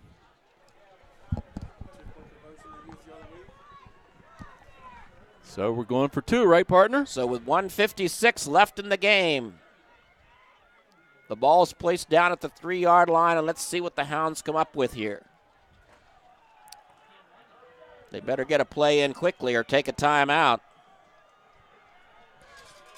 Gustafson to the far side, Freidinger to the near side. Hauser slots to the near side. Ocker and Torres in the backfield. Van Syok rolls to the near sideline, steps, looks back across the middle, and it's intercepted. The 2-point conversion is denied. Coming up with that pass was Preston Weber. And so with 1:56 left to go in the game, it is Shippensburg trailing the Mustangs by a score of 15-13. Wow, Rob. Well, we do have the 3 timeouts left. Van Syok had some trouble finding somebody open, and he threw into the middle of the field, and a nice interception by West Perry. Still the 3 timeouts, though. So now do you kick it away? Hope is eternal. Yes, it sure is. Sure is. Nice touchdown, Van Syok to Freidinger. And they had to go for 2. Yeah, that was a pretty touchdown pass. Nice toss by Carter Van Syok. Well, and a nice run after the catch. 7 play, 81-yard scoring drive, Scott. And you don't do anything. You don't do an onside kick, do you, with the 3 timeouts? There's only 2 minutes, though. I don't know. I'm not. Never mind. Go ahead. I don't think you do. That would be the logical call, correct? Not to do it. Not to do it. Yes. But so that means they're going to do it. Of course, West Perry seems they're going to do it. Yep. The deep man, Kenyon Johnson, is standing at his 25-yard line. Ocker boots it. It's touched and recovered by West Perry at the 35-yard line. It was touched by one of the up men and scooped up by, I believe, Fadness. Yeah. And so 1:51 left to go in the game. Well, you want that onside kick to get into the second tier of players, and it did. Yep. Good call, partner. It took a nice second, third hop, but still, 3 timeouts. Got to go with 3 and out here, obviously. Ball at the 35. Here come the Mustangs with a 2-point lead. Full house backfield. And the handoff goes to Quaker. And Quaker steps over a couple of tacklers out at about the 43-yard line. And Shippensburg's going to take their first of 3 timeouts. Kane Freidinger on the tackle. It's a 4-yard carry. 2nd down and 6. But my gosh, the penalties by West Perry in this second half. And they've still managed to hang on here. Yeah. Crazy. Now, as we mentioned, West Perry has led from the start. They scored on their opening drive, and they've never looked back. West Perry 3-5. 3-2 in the Colonial Division. Yeah. They will move ahead of Shippensburg in the Colonial Division if they can hang on here. And this will be a huge loss for Shippensburg unless something happens for the Greyhounds. After the timeout, West Perry with a 2nd down and 6 from their 39-yard line. This time Johnson under center. And he hands the football off to the tailback, and that's Quaker. And Quaker is going to scoot across the 45 and pick up the first down out at the 48-yard line. Ethan Stauffer coming up from behind, but that moves the chains. Yeah, with 1:37 left to go. Of course, they move the chains and then they start the clock again, but they're not going to call the timeout here. Where's West Perry? Coach Faust is standing at the far side of the field out at about the 46-yard line. Not going to burn a timeout here, Rob? Nope. Wow. West Perry just going to. They're going to run the clock down and take their last timeout.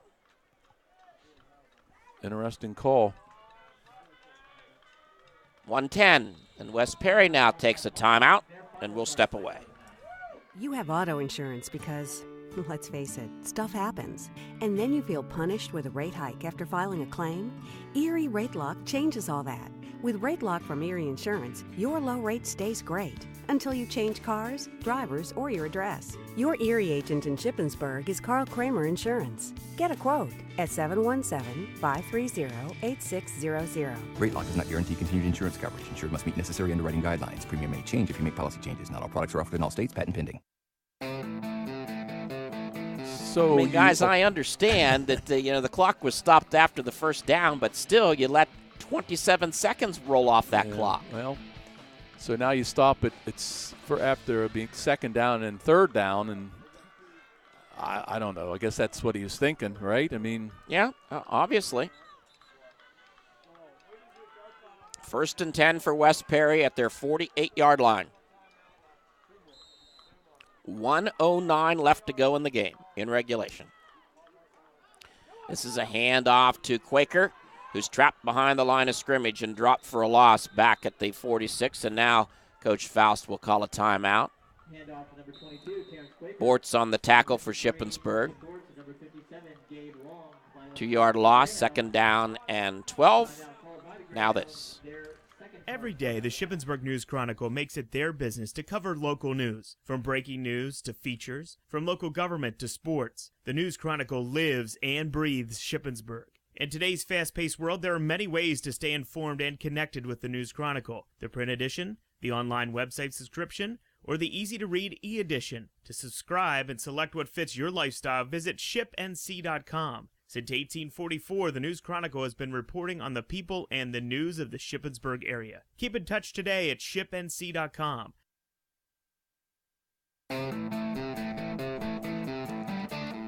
Second down and 12 after the Shippensburg timeout from the 46. Johnson under center for West Perry. Full house backfield. Johnson hands the football off to Quaker, running room 50. And he stumbles down at the 46-yard line of Shippensburg, and Shippensburg will take their 3rd timeout. And that'll stop the clock. And West Perry will have a 3rd down and about 4. And that's the final timeout of the ballgame. So if your calculations are correct, that they're not going to have to even punt the ball, right? No. Yep. Clock is stopped with 56 seconds. Nope. Unless something crazy would happen, but I would imagine the quarterback will just take a knee. Well, you may want to run a few seconds Well, off the that's clock true. if you can. Yeah, that's true. It's been a tough night for the Greyhounds. A really tough night. You know, again, scored 7 points last week against Northern and only 13 tonight. And you had that statistic at the top of the broadcast about when they score 20 points or less, they don't win. 3rd down and 4. Johnson fakes the handoff, turns up the corner, crosses the 40, 35, puts his head down at the 34-yard line of Shippensburg. That's another first down, and that's the football game. That's it. Yep. Shippensburg cannot stop the clock, and it'll be 1st and 10 for West Perry at the Shippensburg 35.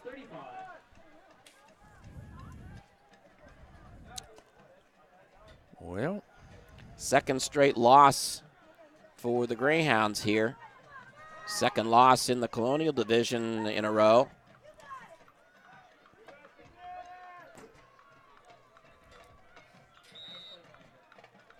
And we've got a whistle as Salinentro took a knee. And they don't have to take another play in this ball game. And the West Perry Mustangs came to play tonight, and they have defeated the Shippensburg Greyhounds by a final score. West Perry 15 and Shippensburg 13. You have auto insurance because, let's face it, stuff happens. And then you feel punished with a rate hike after filing a claim? Erie Rate Lock changes all that. With Rate Lock from Erie Insurance, your low rate stays great until you change cars, drivers, or your address. Your Erie agent in Shippensburg is Carl Kramer Insurance. Get a quote at 717-530-8600. Rate Lock does not guarantee continued insurance coverage. Insured must meet necessary underwriting guidelines. Premium may change if you make policy changes. Not all products are offered in all states. Patent pending. For breakfast, lunch, or dinner, Kathy's Deli, West King Street in Shippensburg is the place. Delicious breakfast selections, and for lunch and dinner, create your own sandwiches, hoagies, wraps, or salads. 3 hot soups as well as a hot meal special are available every day. Plus, Kathy's fresh baked goods and delicious dessert specials are the best. Voted #1 since 2004. Enjoy wonderful hometown atmosphere, delicious food, and friendly service at Kathy's Deli, West King Street in Shippensburg. Your next breakfast, lunch, or dinner should be at Kathy's Deli.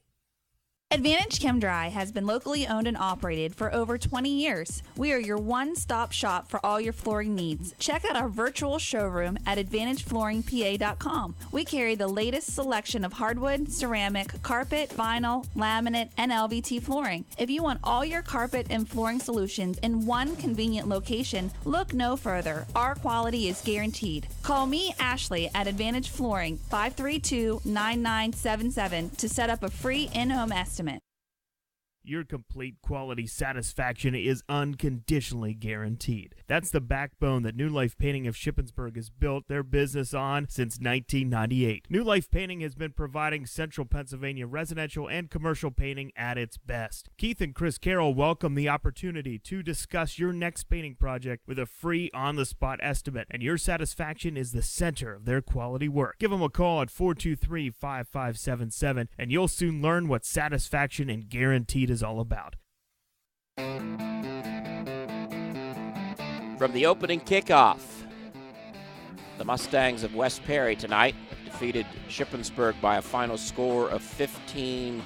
This wasn't Shippensburg's night. No, sure wasn't. And boy, the first quarter the West Perry put together only scored to 6 points, but they just really outplayed Shippensburg pretty. Kept them really off balance is what they did in the first quarter, and then they just they hung on, and again Shippensburg just can't score any points, and that's the 4th loss, and all 4 they've scored less than 20. Yeah, interesting. Shippensburg tonight, just again an anemic offense. Couldn't take advantage of some penalties that were handed their way. Couldn't, I guess they did convert on the one turnover, which gave them the score. But other than that, it just is. It has to be extremely frustrating. It is, and Carter Van Zyl, had a decent game, but he missed a couple open receivers. I'm not blaming him, but they're just not clicking on all cylinders like they're capable of doing, and really they haven't done that all year long. And this is just a huge blow.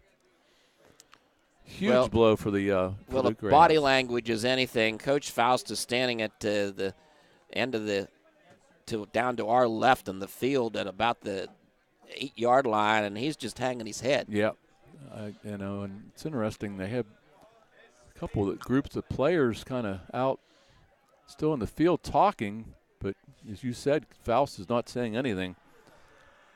So we'll have to hope that somebody got beat here tonight. But Shippensburg, that's just a huge, huge blow to the playoff chances. Now Shippensburg goes to 5-4 in the season. They go to 3-3 in the Colonial Division. West Perry will jump a spot in front of them here tonight, and some pretty dejected young men out there for the Shippensburg Greyhounds. But they can regroup. Big game next Friday night. It's a rivalry beyond all rivalries. The fight for the Little Brown Jug and the fight to save a season for these Greyhounds. For sure. And I don't know. We'll have to wait till tomorrow and see we'll wait till Sunday actually and see what the rankings are. But I would think they're going to drop out of the 8. But who knows? Again, maybe somebody else got beat. JD, you about ready?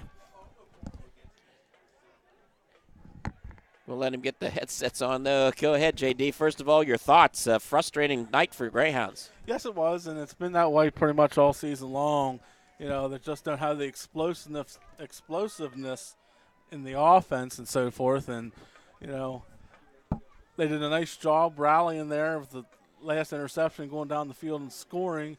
Some of them were extended plays that they were able to break open receivers, and Carter hit them, and they went down the field and scored. But defensively, when they needed to stop tonight, they just were unable to come up with the stop defensively. I thought our defense, like you guys talked in the opening, had been playing well the last couple of weeks. But tonight, when we needed to stop, we just weren't able to come up with it, and we walk out of here with a 2-point loss. Yeah, disappointing that they couldn't take advantage of a number of opportunities they were given in the second half. And Shippensburg did some things tonight. They threw some different things into the offense. They tried to hit Hauser. They put him into motion and tried to hit him on a wheel route that looked like it should have worked the first time, but then they went back to it a couple more times, and West Perry was ready for it. You run it once against them, and they said, no, you're not going to do it again against us.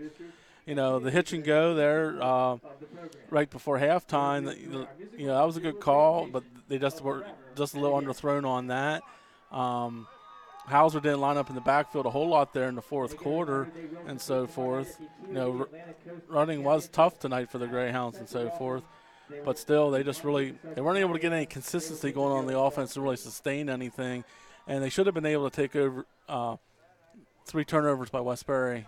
They weren't able to convert really off of them and so forth. And, Yeah, it has to be frustrating for this team just not to be able to put 4 quarters together by any means. Let's check those Chamberlain Pest Control stats. Okay, for the visiting Greyhounds, 22 rushes for 91 yards. Hauser, 13 for 50. Van Zyl, 13 for 32 passing for 172 yards. Hauser, 4 for 66. Kane for 4 for 59 to lead the Greyhounds. 263 yards of total offense. The Greyhounds with 14 first downs. West Perry, 38 rushes, 190 yards. Johnson, 21 for 121. Zelenentro, 17 for 29 passing with 2 interceptions for 205 yards. West Perry overall 17th for 31 with 3 interceptions. West Perry with 395 yards of total offense, and they had 18 first downs. And unofficially, I had them with 11 penalties for like 110 yards. But wow. I know they're over 100 yards, but, that's really what hurt West Perry tonight, but Shippensburg couldn't take advantage of it. On the defensive side of the football, Stauffer, 8 tackles. Walker with 6. Hauser with 6. Tracy with 6. Couple pass breakups by Kozier and Welts. But unfortunately, the Greyhounds come out with a loss tonight, and now it's a big game next week against Big Spring. And we didn't stop West Prairie's running game tonight, and Big Spring's got a running back by the name of Adams, who's lit it up a couple times this year. Their passing game has been somewhat erratic throughout the season, so we'll have to work hard next week and look to shut down Mr. Adams and maybe retain the Little Brown Jug. And let's certainly hope so. Huge loss tonight for the Shippensburg Greyhounds. JD, so much appreciate your insight and your help as always during the broadcast. Next week, back home for the final game of the regular season, Shippensburg and Big Spring. The fight for the Little Brown Jug will be on the air at 6:45 on SC Sportsnet and WEEO Radio.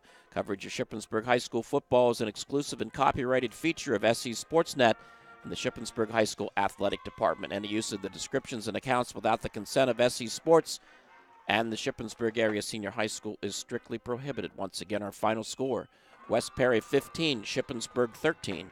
You've been listening to coverage of Shippensburg Greyhound football on SE Sportsnet. Good night, everybody.